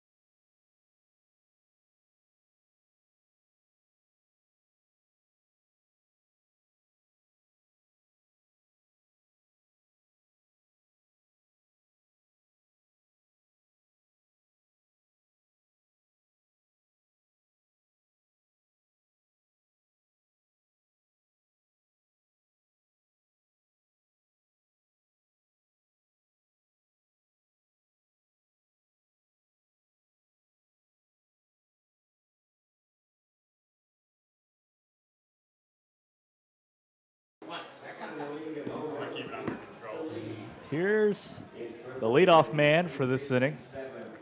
Dawson Harmon leads his team in home runs, shows power, has yet to really barrel one up in a while that has gone over the fence, especially at a deep ballpark like Sanford Memorial Stadium. That definitely shows its older charm in its dimensions. Certainly. Have you seen anyone get one out to the gaps? In the gaps, yes. I have yet to see somebody. I lied. I've seen one home run here. It was put out just around the left field pole there. Okay. Right at the 330. Still a good shot. Yeah, I saw a few here the other day. There were a couple over to the left field. The kind of that the one left field pole with the light on. Yep. That has the lights, and then there was a real screamer, like was a frozen rope that got out of here and kind of bounced into that play area over there. This large backstop too. You look at the brick wall. It's sort of a cultural piece there. In these older ballparks, this one right back up the middle, off the mound, got to play it off the hop, throw to first, and a great play by the shortstop Espillat there. Yeah, absolutely. That ball was stroked, kind of kicked off the mound, but then had a friendly hop off the dirt, allowed for Espillat to carry his momentum over to first, and the rifle went over there for a strike and an all-important first out. But as I was saying with this ballpark, as we come off that great play, you know, the backstop being this far back is something that was pretty normal for fields back then. You saw a lot of deep backstops, deep dimensions all around, kind of during that dead ball era. It wasn't until about the 50s and 60s you start to see, you know, what we call those cookie cutter ballparks now. This one's a shot, turns on one, right field, and gone! Well, there you go. Xavier Lopez says, I'm ready. Yeah. That His ball was crushed. first home run of the season. And yeah, kind of right in that pavilion area over there. Kind of got right over that palm tree, but that ball was crushed. 94 miles per hour exit velocity. Imagine a very favorable launch angle as well, and that's the recipe for a homer. A huge shot for Xavier Lopez to finally break the game open for the River Rats. We were just talking about dimensions. That ball flew a long way out there towards the other 330 corner there out in right field. Yeah, getting word it was a little over 360 feet. So, yeah, cleared that fence by a good margin. That one inside on Dawson Mock, who also has a home run to his line. Mock 0 for 2 today with a strikeout. So just the second homer you've seen? That is the second homer that I've seen here, both of them into the corners. That seems to be, you know, pretty close in depth to where I think they would play normally. You look at, you know, some college stadiums, not, you know, 385 like you see here. No, Closer this to is maybe 360, 370. Yeah, this is a legit ballpark for sure. A former Imagine it's close to 400 feet dead center. a former spring training home for the Boston Braves. Wow, that's a way throwback. And a couple Giants teams that also played here in the minor leagues. A lot of big names that have come out of here. It's widely known that Babe Ruth was actually here, although he did not play here as this one's popped up. Marcewicz has a run on it in the foul territory from third base. Everybody sliding, and it drops. Yeah, wow, really tough play there. Kind of in a triangular, or they formed a triangle. We're trying to run after, and it just kind of dropped right in between them. But a really long run from Marcewicz, well, really for all of them. But thought he may have originally had a beat on it, but he did not, and that makes the count full here. But as I was saying, Babe Ruth actually did not play at the stadium, but he visited multiple times, all the way, you know, dating back to 1948 before his passing. He gave both a lecture and a speech here, and that really just says a lot about the actual baseball roots here in Sanford. As for Dawson Mock, he'll shoot a little blooper to short. Espillat coming in, got to beat the speed from Mock, and he is safe on an infield single. Yeah, good wheels there by Mock. Again, another play kind of to the shortstop where the shortstop Espillat had to charge in fast and was unable to, although he made a really good play on it, was unable to complete the out. And so one away and a man aboard on first base. It brings up Cameron King, a contact hitter who has been struggling at the plate. Mock going for number 19. He slides in. And they say they got him. They say he was off the bag. Couldn't swim around it there. Mock gives a handshake to the shortstop who put the tag on him, just able to put the tag on him as he was barely off the bag there, but just enough. Yeah, and that's why you're taught as a shortstop or a second baseman to always hold that tag in case the runner, which in that case Dawson Mock, comes in there flying and just overshoots the bag just a little bit. You have that tag on him. Umpire sees it, and it's an out number 2. King watches a pitch that is low and outside for ball number 2.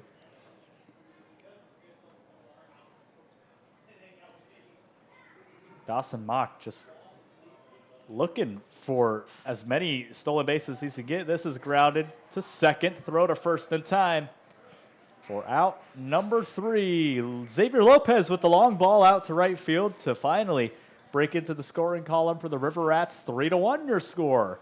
Tailing off to the top of the 7th.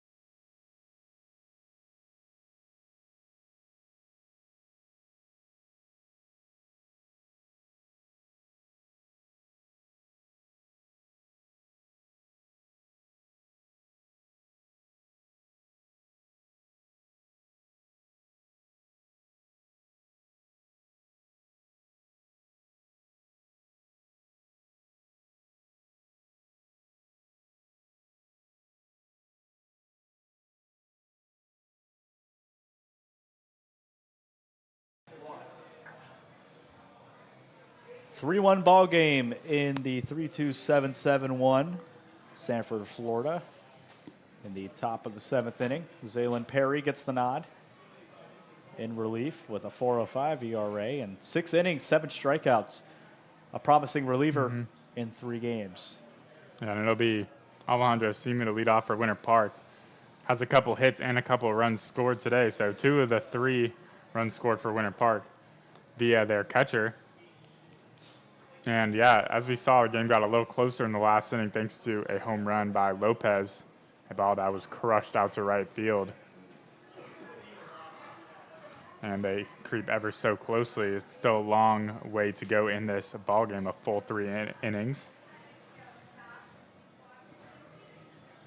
Still a lot of baseball to go in Sanford, and we thank you for joining us this far. We hope you continue to stay with us. Christian Boussier alongside TJ French in the first game of this Winter Park Sanford series.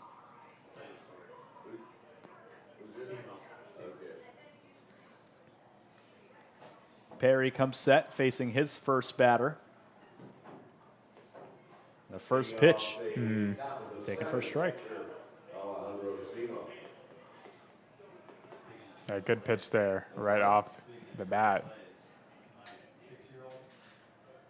Simo 2 for 2 today. 2 singles.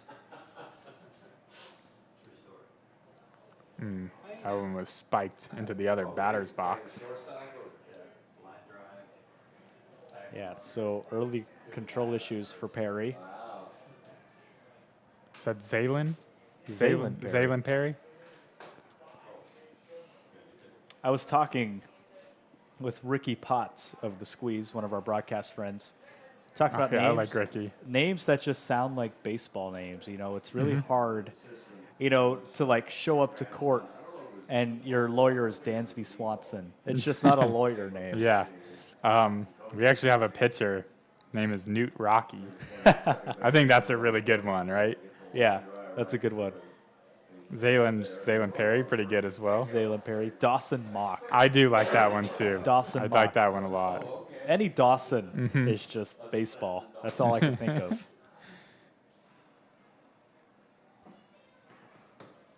Dansby, yeah. I have never ever heard anyone else be named that except Dansby Swanson. That's good thinking, but I'm 6-year-old. 3-2 underway for Perry on Simo. 3-2 Page. Gets him the swing and records his first strikeout Don't think I've heard that one either. of the inning. 1 away for Perry. And brings up the leadoff man, Odor. Leadoff hitter, second baseman. Yeah, good overpowering pitch there by Perry. Got the hot hitter of the day. 2 for 2 man falls down to 2 for 3. Next pitch on Odor gets him the swing and looks like it maybe caught Saliba there for just a second. On the backswing. Yeah, it looks like Perry has a really big frame out there. One of the bigger pitchers, you see a lot of height out of this Rats lineup too. A lot of guys over 6 foot. You look at the starter, Austin Whaling, he stands at 6'8". Jeez, that's tall. Talk about a tall, big frame. We had a kid that was 6'8", but he was only here for a day, and I've not Really? seen him since. Yeah, I pitched one game, and I guess Wow. that's all she wrote. I actually have had a couple pitchers like that. Had a lefty that was pretty good. And yeah, he was out after one game. Able to connect on the zone that time and bring the count to 1-2. You see, I think you're starting to see sort of a shift, I should say, in baseball to taller players. It seems like for the most part, smaller frame people were the baseball players. The taller guys wouldn't play basketball, but now it seems like it's starting to shift into, you know, if you're taller, a little bigger, have that speed on you, you might fit in the baseball scene now. And certainly as a pitcher, you may have that higher velocity because of your larger frame. And we're seeing that out of Perry. Perry, back-to-back strikeouts and 2 away. That was 88 there from Perry. He just barely caught that ball, didn't he? I mean, it was like, yeah. Gone are the days of, you know, people like Randy Johnson who were just so tall, kind of being, you know, the outcasts in the league. A lot of tall guys now.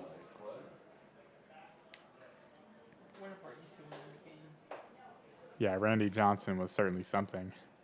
Absolutely. It brings up Young, who's also 2 for 2 today. He gets a piece to 1 and sends it out to center field on the run, trying to make the grab. It's over the head of Mock. He'll round first and tail off to second with a double. Yeah, a great swing there by Gabe Young. Stroked that one to the deepest part of the park. That just got over the center fielder Dawson Mock's head, but that ball was smoked off the bat, 92. A ball that probably would have been out at most of the stadiums on the schedule, besides maybe Melching. Well, certainly Horizon, certainly TFA. Rollins, it's a toss-up because Rollins is pretty deep. I don't think you've been to Rollins. Will be the Rollins tomorrow. Yeah, Rollins has a deep center. But yeah, maybe and to land another one that would be close. But I would that ball was argue rogue. no for Horizon, only because they have that what feels like a 30-foot tall Yeah, fence all true. the way around. It is a high wall out there, It would have been close. I think it may have had a chance to get out of there. but certainly Orlando. A double for Young sets up Graziano with a man in scoring position. Just misses the zone on the 0-1.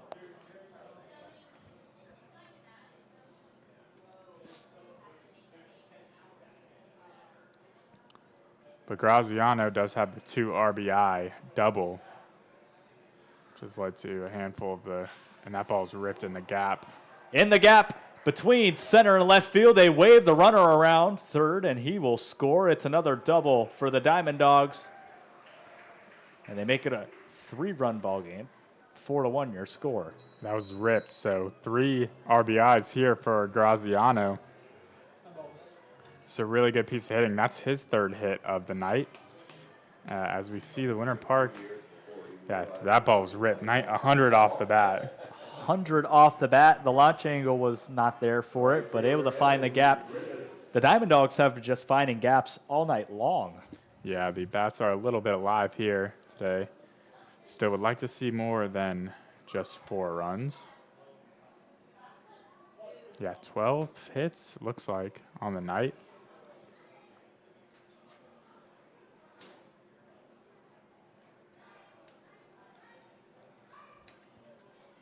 Hits. Sanford has exactly half of that with 6 hits. Perry doing a good job at keeping guys, you know, in the zone, striking guys out, but when he's letting off hits, he's really letting them off. Taking their time to get adjusted there at home plate. That likely has to do with his velo, too. The harder you throw it in, if they square it up, the harder it's going to go out. And we've seen 2 extra base hits in consecutive batters here by Winter Park on balls that have been stroked. Perry fires an off-speed pitch that drops just below the zone.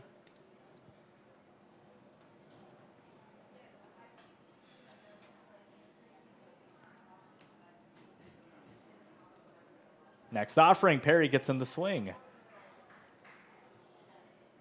Makes it a 2-1 count. Griffiths walked in that first run for the Diamond Dogs. As now Saliba will come up and talk to his pitcher.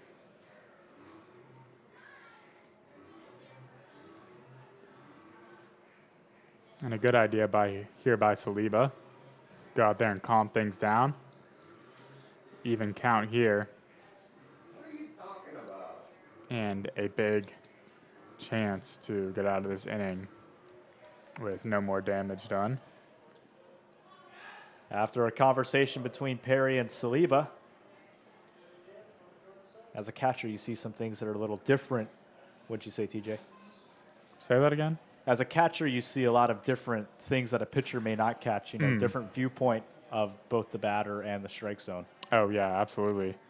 They really are like a second set of eyes, or like a second lens. You know, you see multiple lenses on a camera.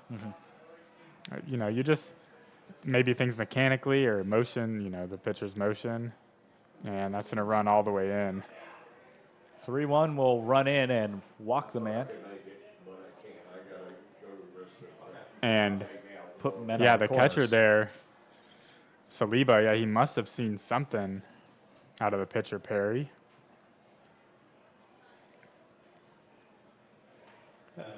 Perry is going for the fastball that, like you said, just ran way in. And bring up Collado. First pitch, Collado is outside. They check the runner at third. Wow, a great block there by Saliba. That ball was rifled into the other batter's box, and he just stuck his glove out and made a nice snare at it. Looking for a runaway third out. That one's going to hit him and load up the bases. So back-to-back pitches that have really gotten away from the pitcher, Perry. Or back-to-back batters, I should say. Assistant coach Nick Goody coming out to talk to his pitcher. As they hit the man to load up the bases with 2 away. Rivero coming up to the plate. Looks like the head coach, Jesse Litch, is also going to have some words. Jesse Litch coming out to... He's not going to cross that line quite yet. Nick Goody's still on the mound talking. There's some discourse between the umpires and a management team member, it seems like. Jesse Litch will walk back to the dugout. Nick Goody still talking to Perry and Saliba. He made a gesture to the umpires, who now walk off and break up that meeting. The umpire is going to come talk to Nick Goody as they walk back to the dugout. Curious to see what that is all about. They will play ball, so after some discourse between the umpires and the coaches as well as a grounds member, it seems like. Maybe they didn't think that ball hit Collado. Yeah, you know, you never... There was not really a relaxed reaction by Collado, and that was way in on the hand, something you certainly would believe if it struck him well would hurt. Yeah. 2 away, bases loaded on Rivero. The first pitch will miss for a ball.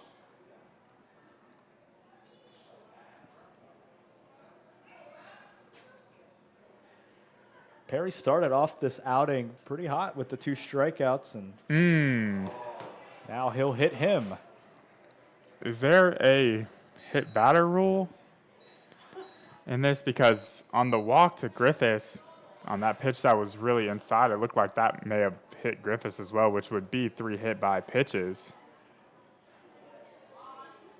But yeah, Perry has just lost control here.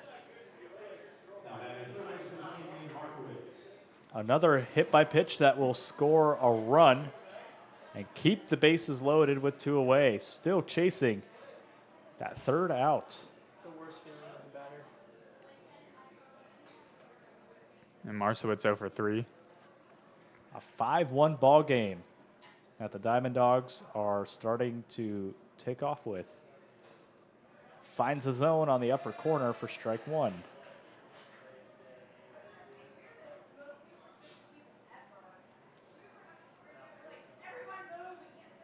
That wind again shifting out there, blowing out towards center once again. Misses the zone. Perry still looking for strikes.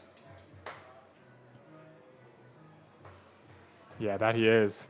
The 2 balls in this count have missed very closely, but again, no liberty to award a free base here as they're loaded with Diamond Dog base runners. Sets him up again, the 3-1 and a bases loaded jam for Zaylin Perry. 2 strikeouts and now has let off 2 runs this inning. Next offering, Perry able to find the zone. Yeah, good rebound pitch there. 3-1 pitch right over the middle. If you're Marcewitz, you should be looking to see that again. On the 3-2. Got him! Marcewitz goes down looking. Perry able to get out of the inning, but not before. 2 more runs score for the Diamond Dogs. 5-1 your score from Sanford. We're back in just a moment. River Rats looking to answer.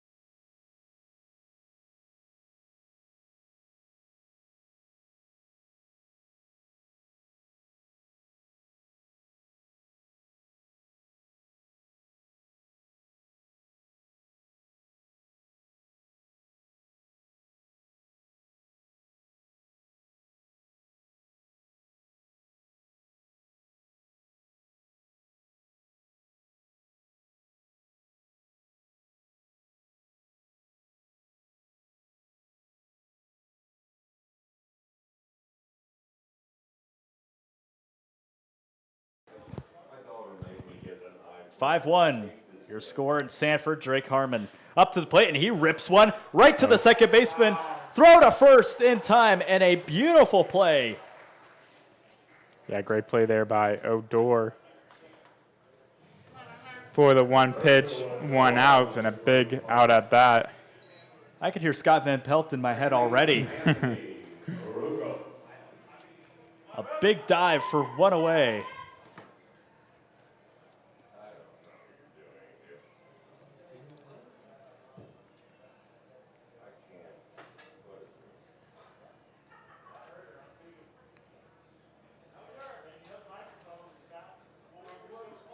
That one got away.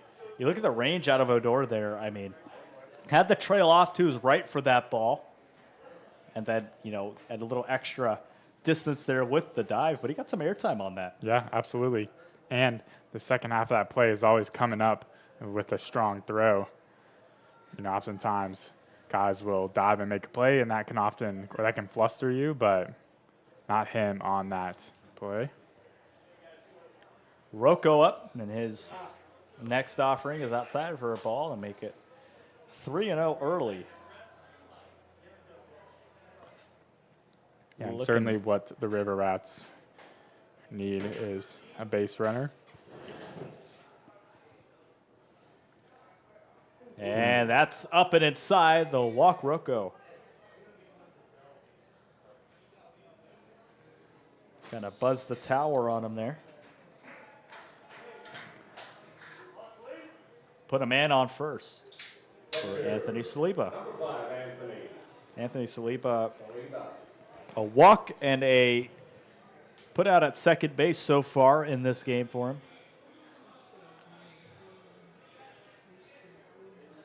As the amount of baseball we have left in this game is starting to run out here in the bottom of the 7th.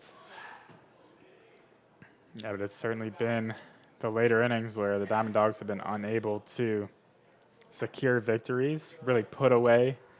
You've had a nice concerted effort from the pitching staff here thus far. The last thing you want to do is let this one get away from you or allow many free passes. Breaking pitch broke into the other batter's box, low for ball number 1.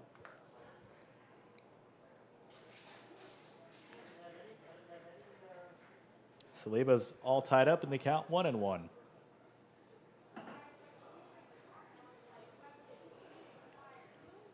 Takes his time on the next offering. Gets Saliba to swing.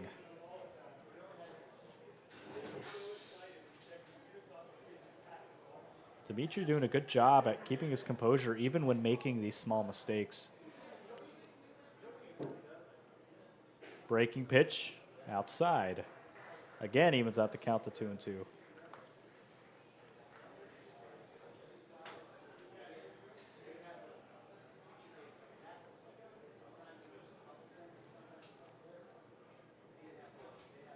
Rocco aboard on first. He trails off. This is popped up and out of play. Not looking super aggressive over at first base either. Smaller lead from what the Rats usually have, which is these big leads and big stolen base opportunities. Yeah, and Dimitri pretty slow to the plate. I would likely think the runner's going to be in motion. Misses the zone. Or excuse me, now that it's 3-2, the runner, Ruco, will likely be in motion. We'll have to keep an eye at second base for Rocco. Saliba's in the 3-2, the pitch. In the dirt and off the foot there of the catcher, Simo. He'll chase it down to the Rats dugout. So back-to-back walks for the River Rats. Open the door right up for them with a opportunity. I'm curious to see how long Dimitri has left in this game. He has thrown 37 pitches. Head coach Jim Newland will walk out to the mound. Some action going on, or I should say heading towards the Winter Park bullpen as coach will come out and talk. That's Zach Orloff heading to the bullpen for the Diamond Dogs.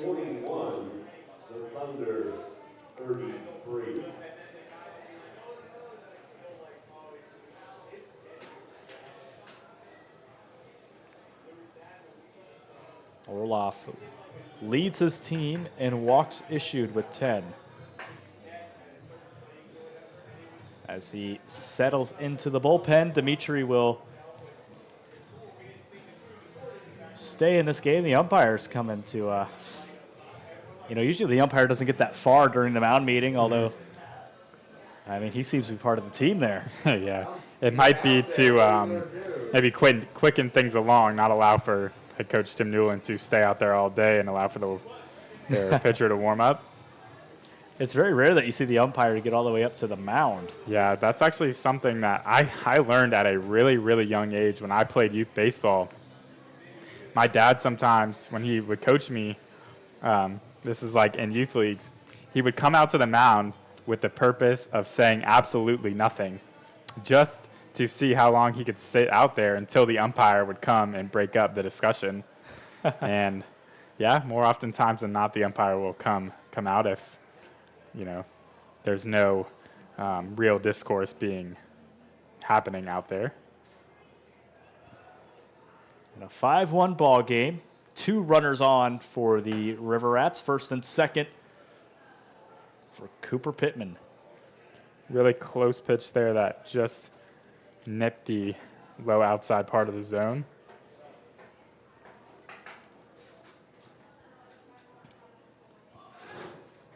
Oh, 1 to Pittman. Cut and missed. Quick, a really good curveball there. That dropped to the same spot as that fastball was, and yeah, just kept the batter Pittman off his timing. Again, the 0-2 gets in the chase. The ball will drop. Pittman takes off for first. He can't come up with it. They say he is out. Yeah, because there's a force at first when the first base is occupied on a drop third strike. So on the drop third, Pittman will be put out. And there's 2 away for Braden Calise. That does still allow for both the runners to advance. So a good opportunity here for Calise with runners on second and third. Looks like it'll be Dimitri. It's a pretty big spot in this game. 2 away, second and third now for the Rats. The breaking pitch misses the zone.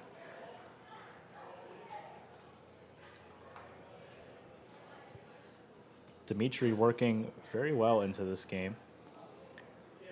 2.2 innings pitched, and 22 of his pitches have been strikes across 19 pitches that have been balls. That one finds the zone.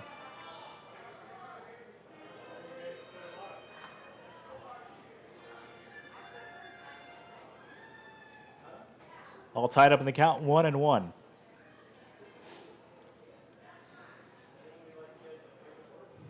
Thought about going there. Check the swing early for the 2-1.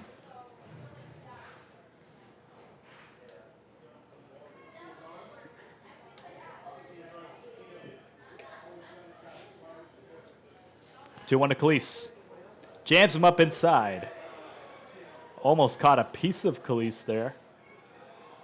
Runs the count 3-1. A good opportunity for the Rats and for Calise to get a man or potentially a run on the board. You ever seen like benches clear in one of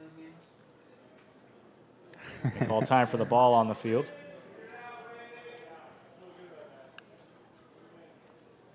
Yeah, so a good hitter's count here for Calise.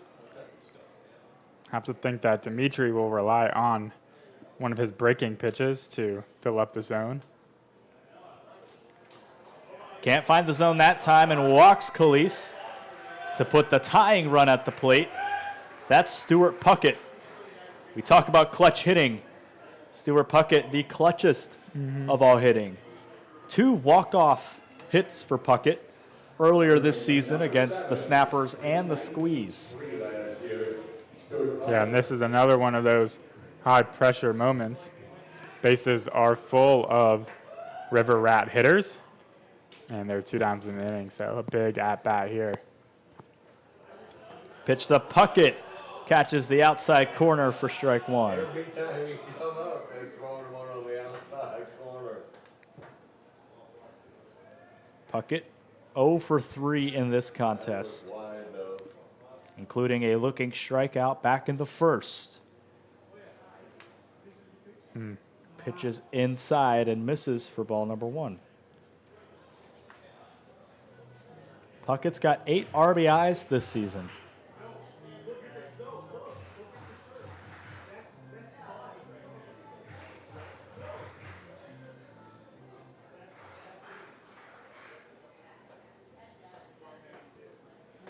Looking to bring that total up here. 2 away, bases loaded. Good. Breaking pitch finds the zone. Good curveball there. Curveball slider-ish, maybe call it a sweeper from Dimitri to go ahead in this count. On a 1-2 pitch with the bases jammed. Puckett swings, lines one into right center. It gets down for a base hit. They're going to wave 2 around. The throw to third is cut off. Puckett delivers. Good piece of 2-strike, 2 out hitting there by Puckett. Like it was a pitch that just caught a little too much of the plate, allowing for Ruocco and Saliba to come around to score. And yeah, things are now tight here in Sanford First baseman. as the River Rats cut the deficit to just 2 and are threatening still. 5 3-year score. The king of clutch, Stuart Puckett, delivers a 2 RBI single and leaves runners on the corners. Khalees at third for Dawson Harmon. First pitch to Harmon is up high.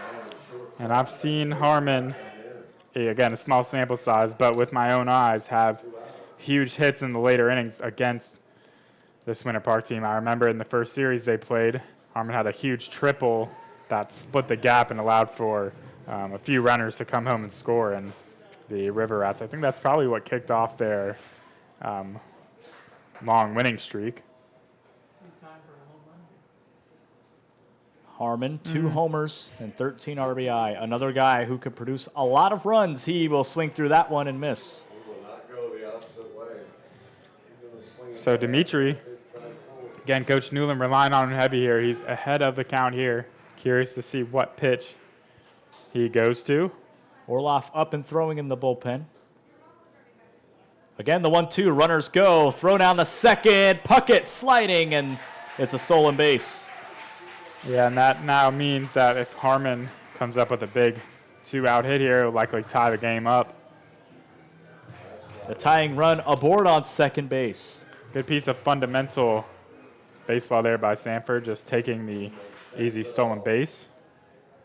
On a 2-2 count to Dawson Harmon. Outside. And now, once again, the count runs full. Second and third. Have first base to work with, but doubt that Dimitri wants to walk him. Here's the payoff. Breaking pitch, misses high to load him up for Xavier Lopez, who played the long ball last time up with a homer. Yeah, certainly he got the scoring kicked off for the River Rats. Home run in just last inning. Number 8, Xavier Lopez. Lopez. So Newland electing to stick with Dimitri, which I don't know. I would like to see a new pitcher here. Dimitri's pitch count is really getting high up there. You can't afford any more free passes or even worse, a big 2-out hit here. Lopez with the bases loaded and 2 away. The ball gets away from the bullpen there.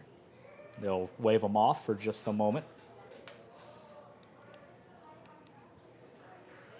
Now set to come together and play.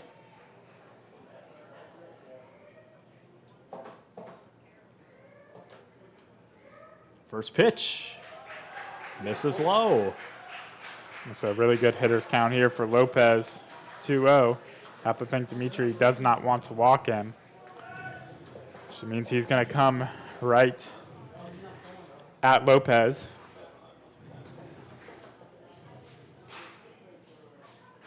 A high tense situation here in the bottom of the 7th. Next offering, Lopez, big cut. Was looking for a big piece of there. That's the kind of swing we saw last inning with that home run. Yeah, he was certainly swinging for the downs or at least the gaps.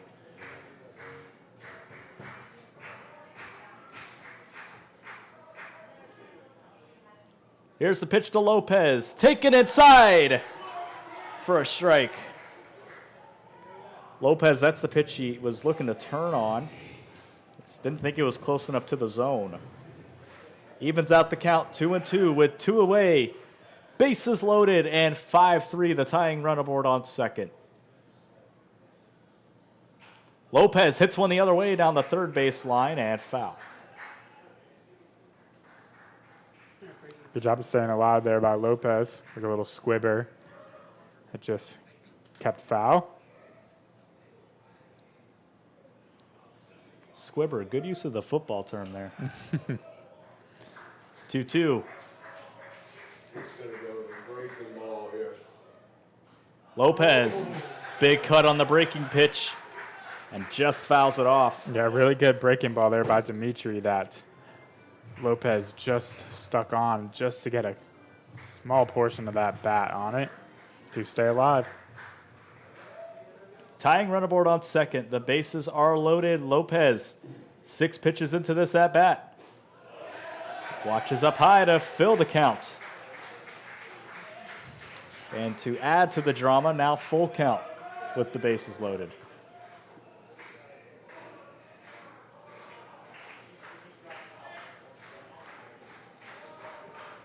Dimitri taking a good long look. Now comes set. Dimitri fires the payoff. Lopez fouled back. Geez, Lopez just having a great at-bat here. And you talk about pitch counts, you know, you're worried about Dimitri going up the pitch count. Lopez is not making that any easier for him. No, he's absolutely not. And it's going to be another payoff pitch here. Another 3-2 delivery from Dimitri, who comes set. He's asking for a new ball. He'll call time and toss that one away. On a pretty filled night in this 2015 seat stadium. Another Thursday night classic here at the ballpark in Sanford. Have been a lot of good Thursday night games here. A lot of good Thursday night games. The past 3 of them have been walk-offs. Well, we still await that. Payoff 3-2. It's inside on Lopez, and they put the tying run at third base for Dawson Mock. Yeah, and we talked about free bases a lot. That's 5 in this inning alone. Center fielder, number 3. After getting the leadoff batter Harmon out, 2 resulting walks and a strikeout, then walk, 2 RBI single, and then back-to-back walks. Dimitri was on a short leash, and now the head coach will come out and talk to him. And I believe Yeah, this will likely be it. I believe we'll be seeing Orloff coming in. 3 minutes, 39 seconds remaining in the second You look at quarter. Dimitri, 2 innings pitched, 4 hits, 4 runs, 4 errors, 2 strikeouts, and 5 walks in 16 batters faced. It was a pretty decent start to what was a good relief appearance, just couldn't finish it off. Orloff coming into pitch. We'll tell you all about him when we get back.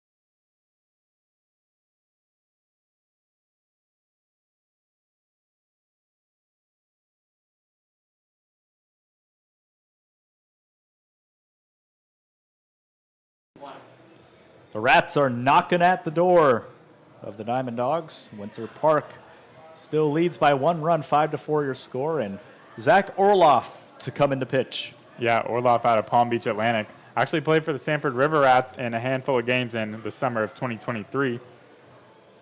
But thus far this season, a pretty inflated ERA, but has had a couple good starts or a couple good outings in his last few chances. Just needs to get one out here in the bottom of the 7th to escape this jam. But he's, of course, one of the Diamond Dog pitchers that walks many batters. First pitch to Mock. Misses outside.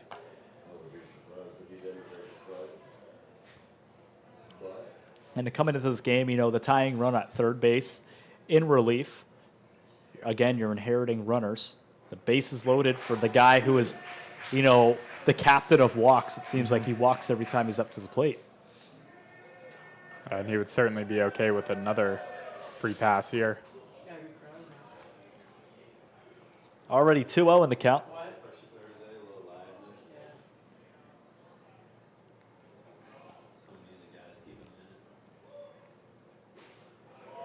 Watches his first pitch. That's a strike for the 1-2. Wow. I think he was playing the factory. I think he definitely plays the factory.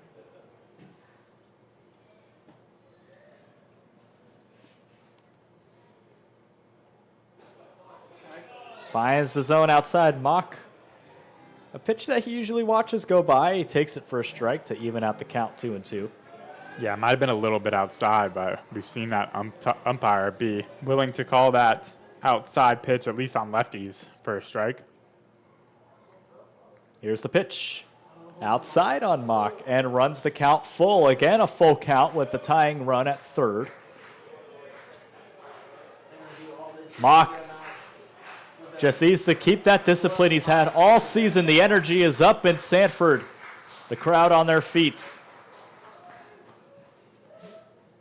The 3-2 from Orloff. He steps off.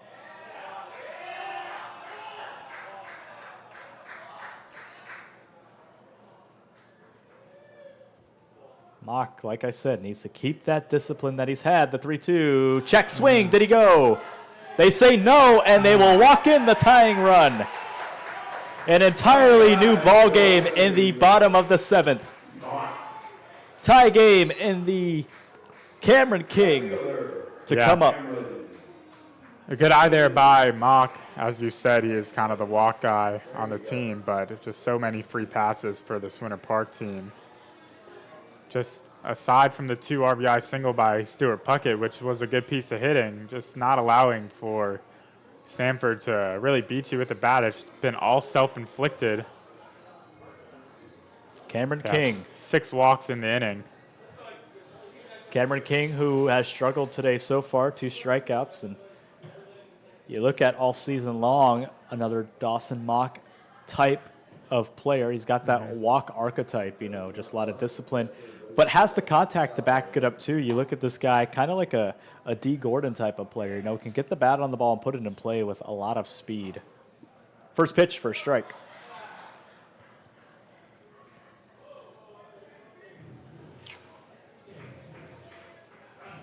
.244 this season with 10 RBI.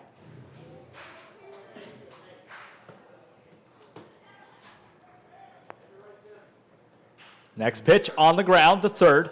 They make the throw to first in time in a routine play from Marcewicz to Young for out number 3. Tie ball game, 5-5 your score heading to the top of the 8th inning. More baseball to come in just a moment.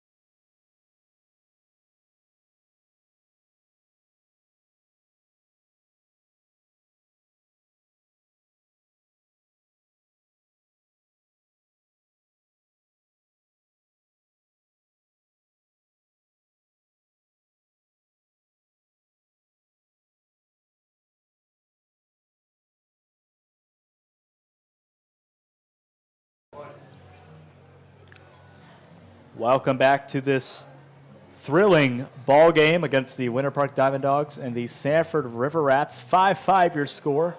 The Rats put up 4 in the last frame.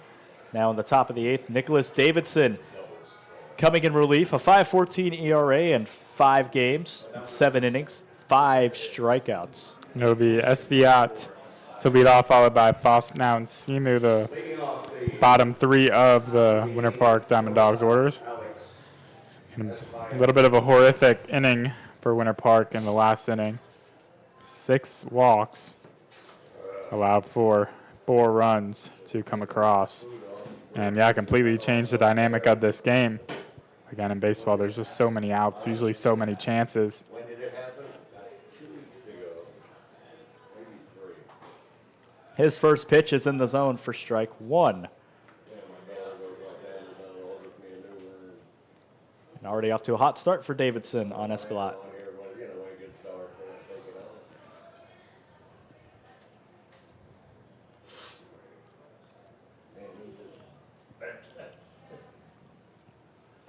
Fires the 1-1.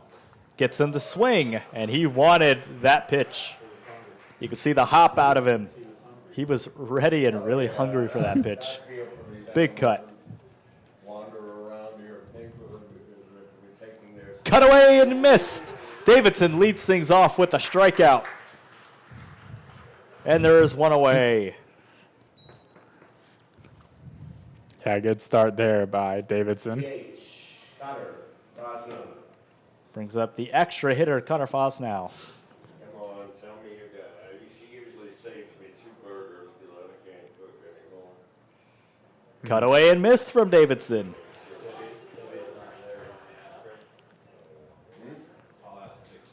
I just texted her. She usually does. Finds his own for strike 2 and leads him off again, 0-2. Sorry? Caitlin. Yeah, absolutely. Working quick here and working efficiently. 0-2. Up high, Saliba plays it off the wall.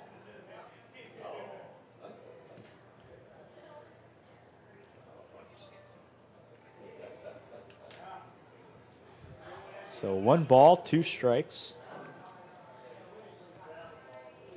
Nobody on and 1 away.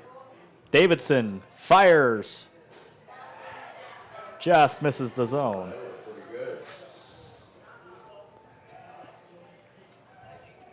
Evens out the count on the 2-2. Gets him to swing and right back into the Diamond Dogs dugout. Not a lot of reaction Yeah. out there. Look out. I guess they were all cleared out of the way, but that did fire right in there. Count still even 2-2. Davidson coming into this game dealing pretty well. In the 7 innings with 5 strikeouts, he misses low. On the 3-2 count. What you do?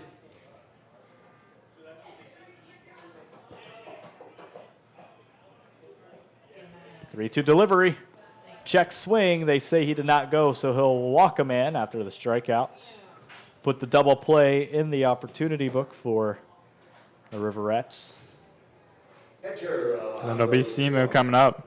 He's had a pretty nice day at the plate. 2-4-3 with 2 runs scored. Could use some production here out of Simu. And I have to feel like the Sanford River Rats offense is starting to get dialed in here. First pitch strike and 2 singles for Simo today. Definitely seeing the ball a lot better, but the way Davidson's been dealing, pretty hard to make contact on that velocity for them. But big velocity change for these Diamond Dogs to face. Yeah, and a pretty hard throwing lefty here, up to 88.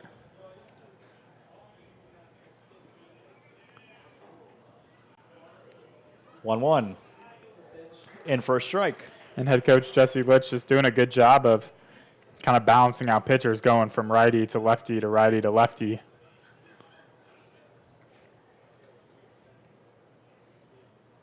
Next pitch gets him to swing and punches him out. Davidson, 2 strikeouts this inning and 2 away. second baseman, Odor comes up with a man stranded on first base as of now and 2 away in a tie game.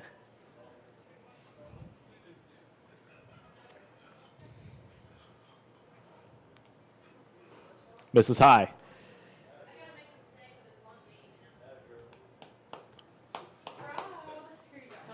Oh, thank you. Appreciate that. I don't need it yet. Davidson delivers the 1-0. Big looping curveball. Yeah, curveball. Just getting that breaking ball to kind of work for him there. On the 1-1. Ooh, check swing. They're going to ask if he went around. They don't need to. They got him. Oh, jeez. 1 I don't know and if that 2 was counts. originally called just a strike or if he called it on the swing, but he certainly did not go around. And another check swing. This time he did not go around, and it's low for a ball. Yeah, you know, without the appeal to the first base umpire, you know, the home plate umpire has sort of a view on that, but for the most part, with just the way things are set up, it's totally a judgment call there. Check swing that time. They're going to wave it. They're going to call it a foul ball, I believe. Not sure Yeah, I'm curious what went as down well. on that play. He checked his swing. It's just whether or not he made contact on it. See if we can. They called it a foul ball. Yeah, so it looks like it's still be 2-2. Still 2-2 with 2 away. Finds his own to punch him out and strand the runner at first. Nicholas Davidson, 3 Ks in 1 inning. 5-5 your score from Sanford.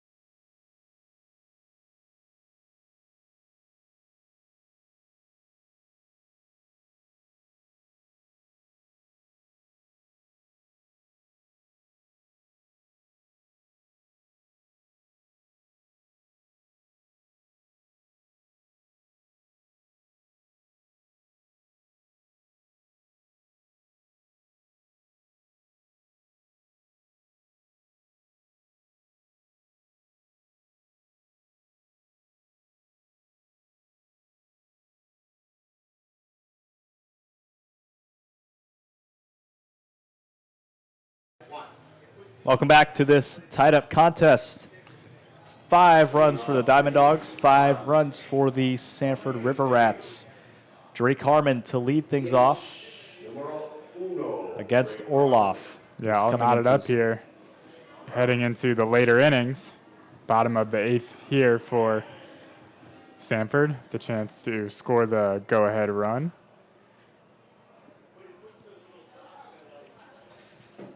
In the bottom of the 8th inning, they were able to hang on and rally. Harmon fouls one back.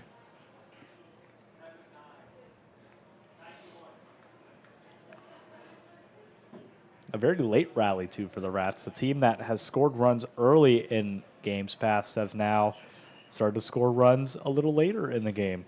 Like I said, a slow burn. Taken outside.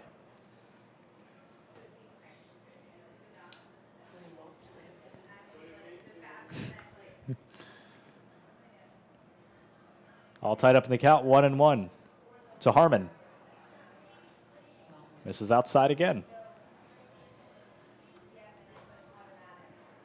For Drake Harmon with the .333 on-base percentage in this game, unlike his brother Dawson. They're brothers? They are brothers. Yeah, I And was just looking at it. And Drake I was is the older one. But unlike his brother Dawson, not a lot of power there, but a lot of contact. This is a guy who could really put one in the gap and leg one out. And Dawson goes to UCF, I believe. and Dawson Drake Harmon. goes to Tampa. Dawson Harmon is currently at the College of Central Florida. Okay. And his brother Drake is at the University of Tampa. Wow. So I can imagine Dawson's probably about to make that next leap. Given his production this season, I can imagine he's likely looking for a new home. A lot of the guys here on the Riverettes are a lot of portal guys, a lot of guys looking to, like you said, make that next step in their college careers.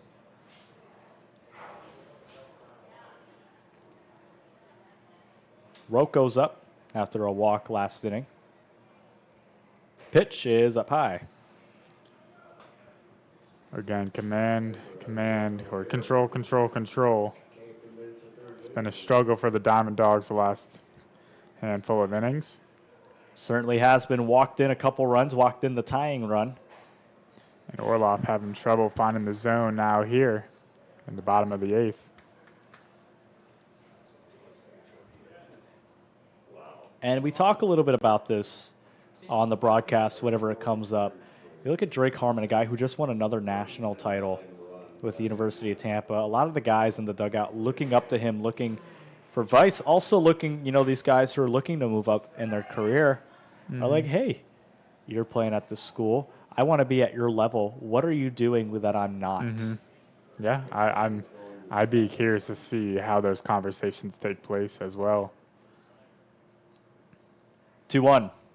Especially back. with Tampa, that's kind of a powerhouse. Sorry to keep nudging your No, elbow, it's okay. But, A lot of tight spaces in this press box today. But, Tampa is a school of winning. I have some friends that play at the D2 level, and they're always talking or always raving about how good they are.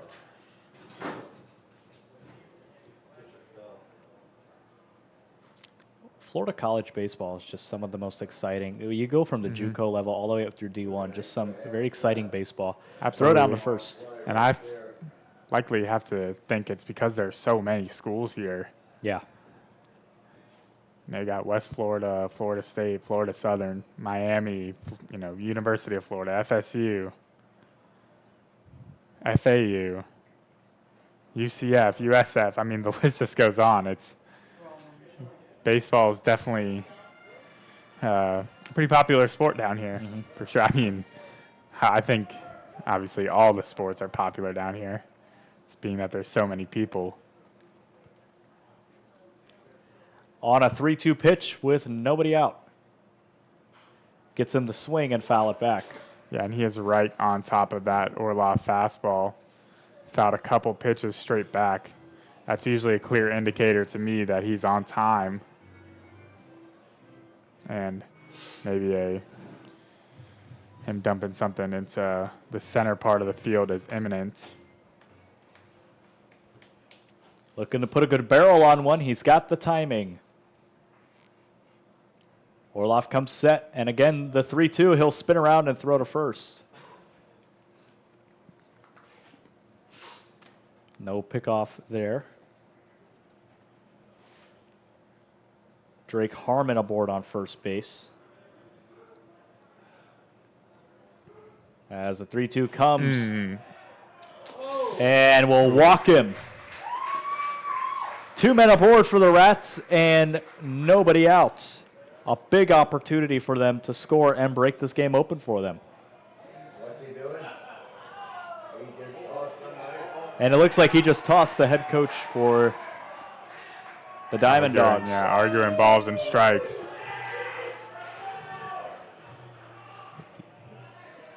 So Understandable. Anthony Saliba will lead things off after tempers start to flare here.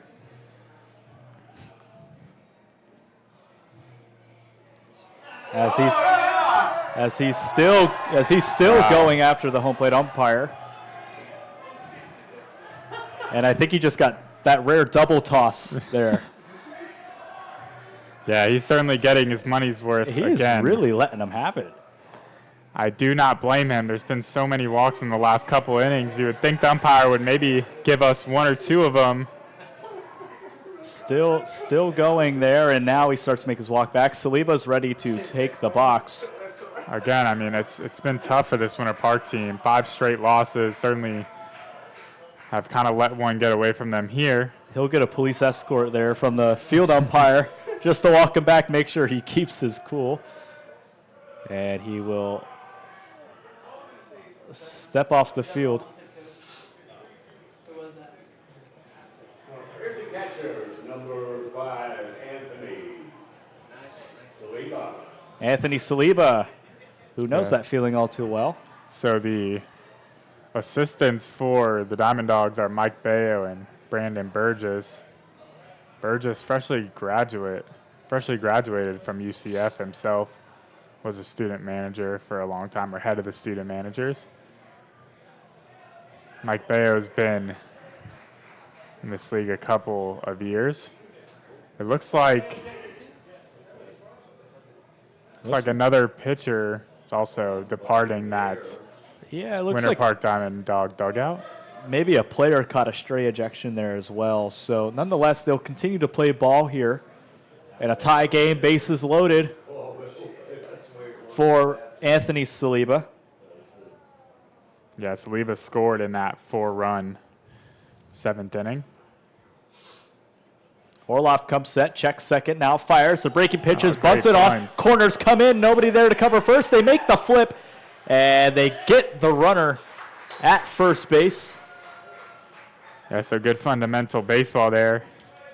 A great sac bunt from Saliba to give the River Rats a prime opportunity here on the bottom of the 8th to take the lead. Keeps Harmon at first. Or excuse me, Harmon at third, I should say. And Trey Babbitt will come in to hit for Cooper Pittman.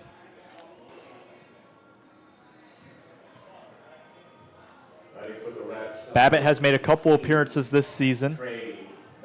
Caught for Anthony Saliba when he needed some rest, and then caught for Saliba after that 1-game suspension. And now he comes in, Babbitt, as the extra hitter, I should say the pinch hitter for the extra hitter.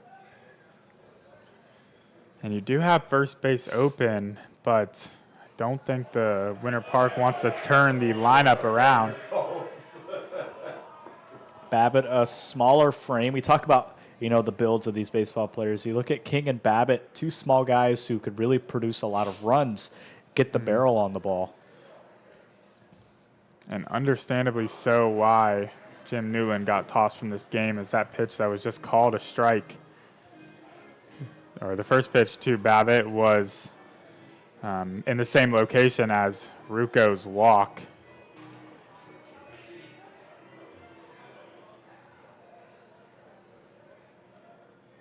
On an 0-2 from Orloff. Corners playing in, the entire infield playing in. That one misses outside. So with 2 strikes here, the infield is in for Winter Park, but really in need of a strikeout or something hit hard on the ground right at somebody.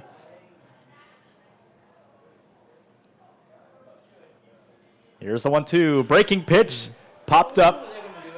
That is going to float to Griffiths, who makes the grab. They send Harmon home. Here's the throw, and it's offline and gets away from the catcher. They wave it around third. The flip. He's standing and in there. The Rats take the lead on a late charge.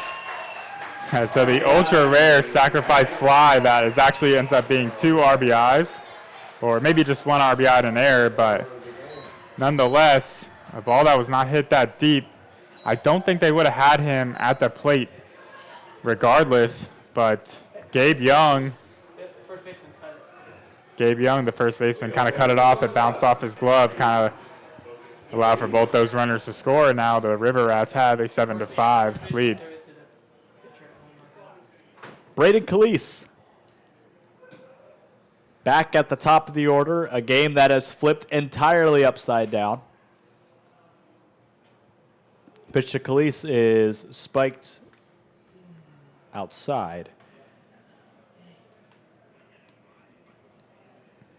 Would you want to put on it? That was a sack fly. It was a sack F9. Oh, He scored on the 3. As it starts to calm down here in Sanford. And you can just hear, well, you can't hear actually, just a hush has fallen over the stadium after the Rats have taken the lead. I don't think that head coach, I don't, there must have been something before that play, don't you think? Yeah, and all 7 runs coming beyond the 6th inning, or 6th inning and beyond, I should say. Again outside on Khalees. 2 for 3 today with 2 singles. And yeah, that puts the River Rats on the verge of winning their 13th straight. So, no doubt a really, really good accomplishment. On the 3-0, Khalees goes swinging and gets his first strike. A 3-0 green light on Khalees. We haven't seen that a Yeah. lot this season. Pretty rare just generally, but step down. So the first baseman is a pitcher. That's why I wasn't sure. Should have been. You thought it was first baseman. That's And the pitch just trying to reflect. finds the zone and runs the count full. That's what I thought. 2-run ball game, 7-5 your score. Braden Khalees, 452 hitter through 42 at-bats. yeah, really good body of work. 2 for 3 here today. Able to poke one, and over to second. Odor makes the grab. The throw is not going to be picked by the first baseman. Khalees thought about taking second, but had a little bit of a slip at first base. And they stay alive.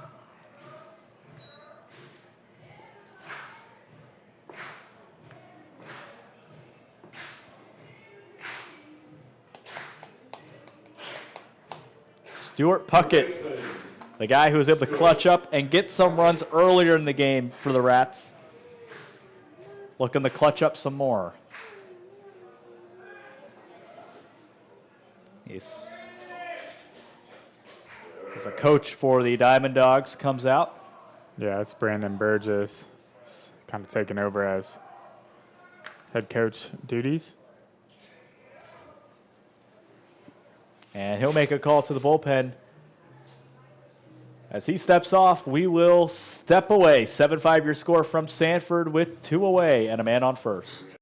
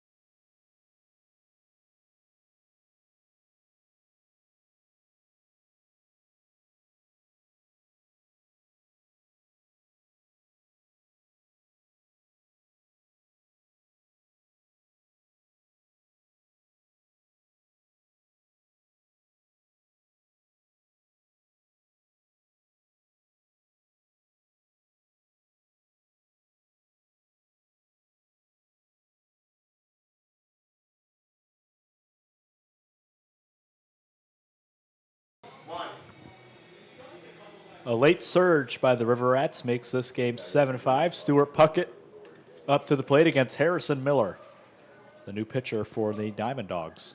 Yeah, Miller out of St. Leo in here just to really just get one out. Puckett swings, drives one to center, and it's going to be caught. Sorry to cut you off there, TJ. It's all good. Yeah, one pitch, one out for Miller, and that'll retire the side.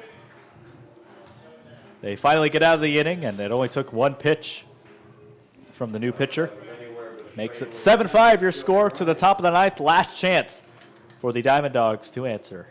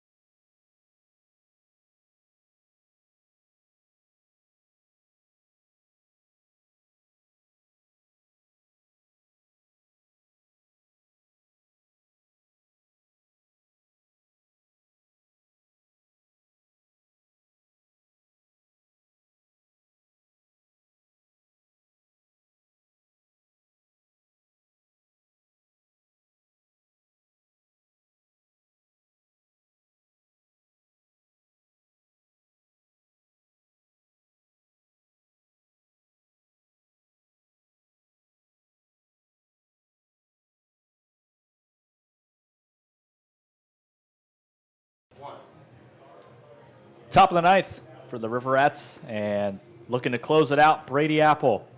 At 6 games, he's got no ERA recorded, 3 saves, 7.1 innings pitched, 10 strikeouts, 3 walks, and 2 hits. The man on a mission looking to be the final pitcher of this game for the Rats. Yeah, last chance for the Diamond Dogs. They will have the bulk of their order, 2, 3, 4, and up. The hitters that have had a lot of production today, starting it off, Gabe Young and Michael Graziano, 6 hits combined between the two. And Graziano has 3 of the Diamond Dogs, 5 runs driven in. Throw down the second, and we'll get this inning underway, like you said, towards the top of this Diamond Dogs lineup.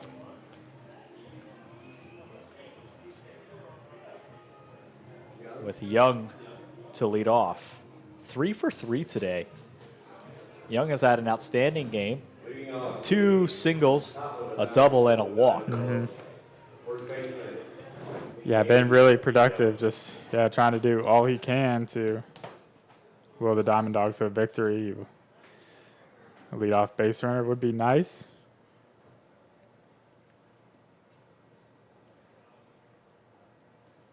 Apple comes set. First pitch. Misses outside.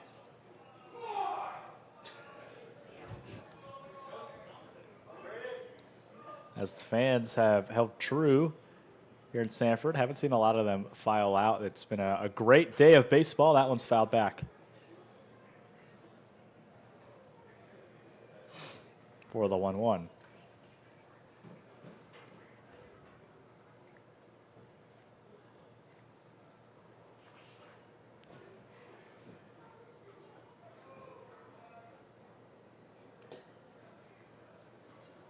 Here's the 1-1 from Apple. Watches a pitch. It was a good pitch to take. And makes it 2-1. Was really on that lower part of the plate. 2 balls, 1 strike. Finds his zone that time to even it out. Yeah, again, very favorable zone to that outside part of the plate to lefties. Seen that all night, but it's tough as a lefty hitter to pull the trigger on that pitch that's so far off the plate. Gets in the swing and able to walk him back for a leadoff strikeout. 1 away. Center fielder, Michael Graziano.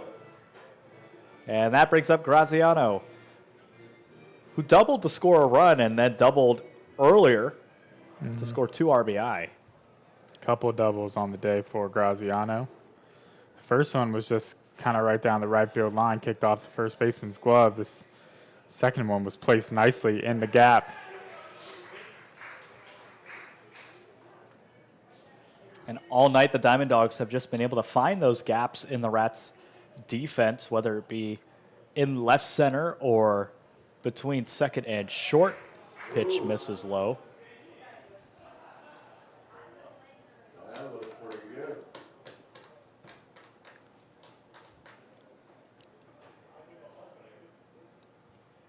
Comes set again and fires. Gets him the swing and chase. Out towards the River Rats dugout to his right. Graziano in a 1-2. Throw over, was it 20 pitches you can't pitch that tonight, or 25? Taking his time, now fires and gets him in a tough spot. Yeah, that one rode high and tight to him, to Graziano. Certainly getting on base, but that looked like it hurt. Kind of hit him in the chest area. And it was a 1-2 count. So I highly doubt there's intent behind that. But was just likely probably trying to get him to swing and miss on a high fastball. So he will hit the man that is on first base. That is, like I said, Graziano, who takes a hard hit pitch. Yeah, definitely not a spot you want to get hit on. To bring up Griffiths with one away. Double play is in motion for the Rats to close out this game. They got to face Griffiths. First pitch. Inside, to cut the corner for strike one.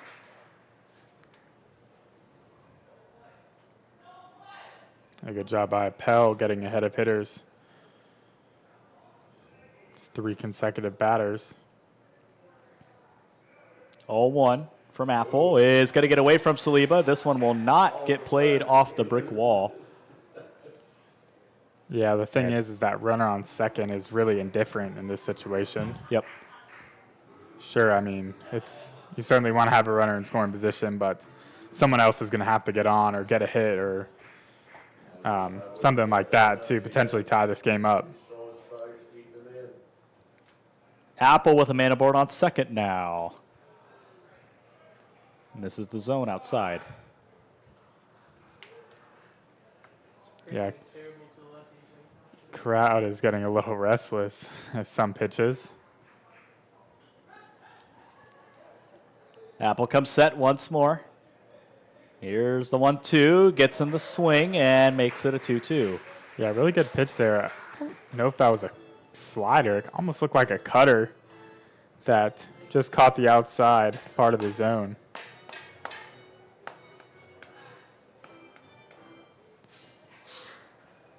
A runner aboard on second base. Apple takes a peek and takes one more look, now fires. Gets him the swing and a crucial out number 2. One away from 13 straight wins. But he's got to face one more man. That's Collado.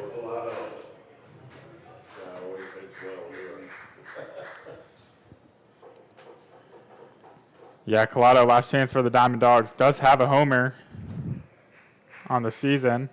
Fouled back towards the netting. So 15 strikeouts for Winter Park.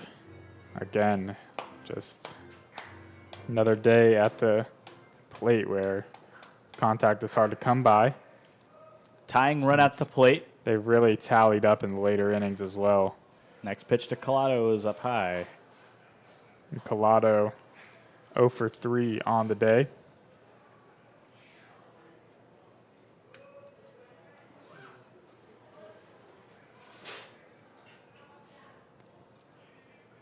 One ball, no strikes. He swings through that one. And makes it a 2-strike count.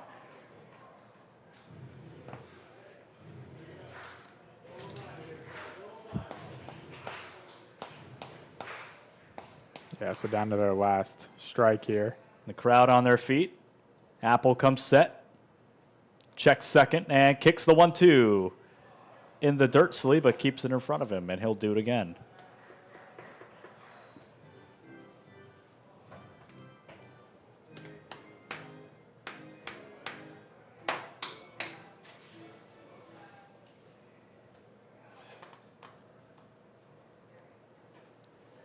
The 2-2.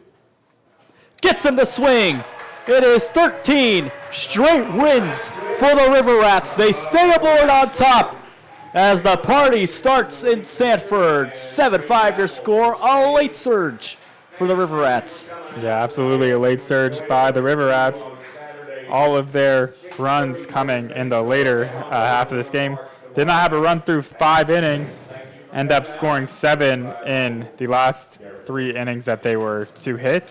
But yeah, certainly an entertaining one. Really sour way to lose for if you're Winter Park, which will be their 6th consecutive loss.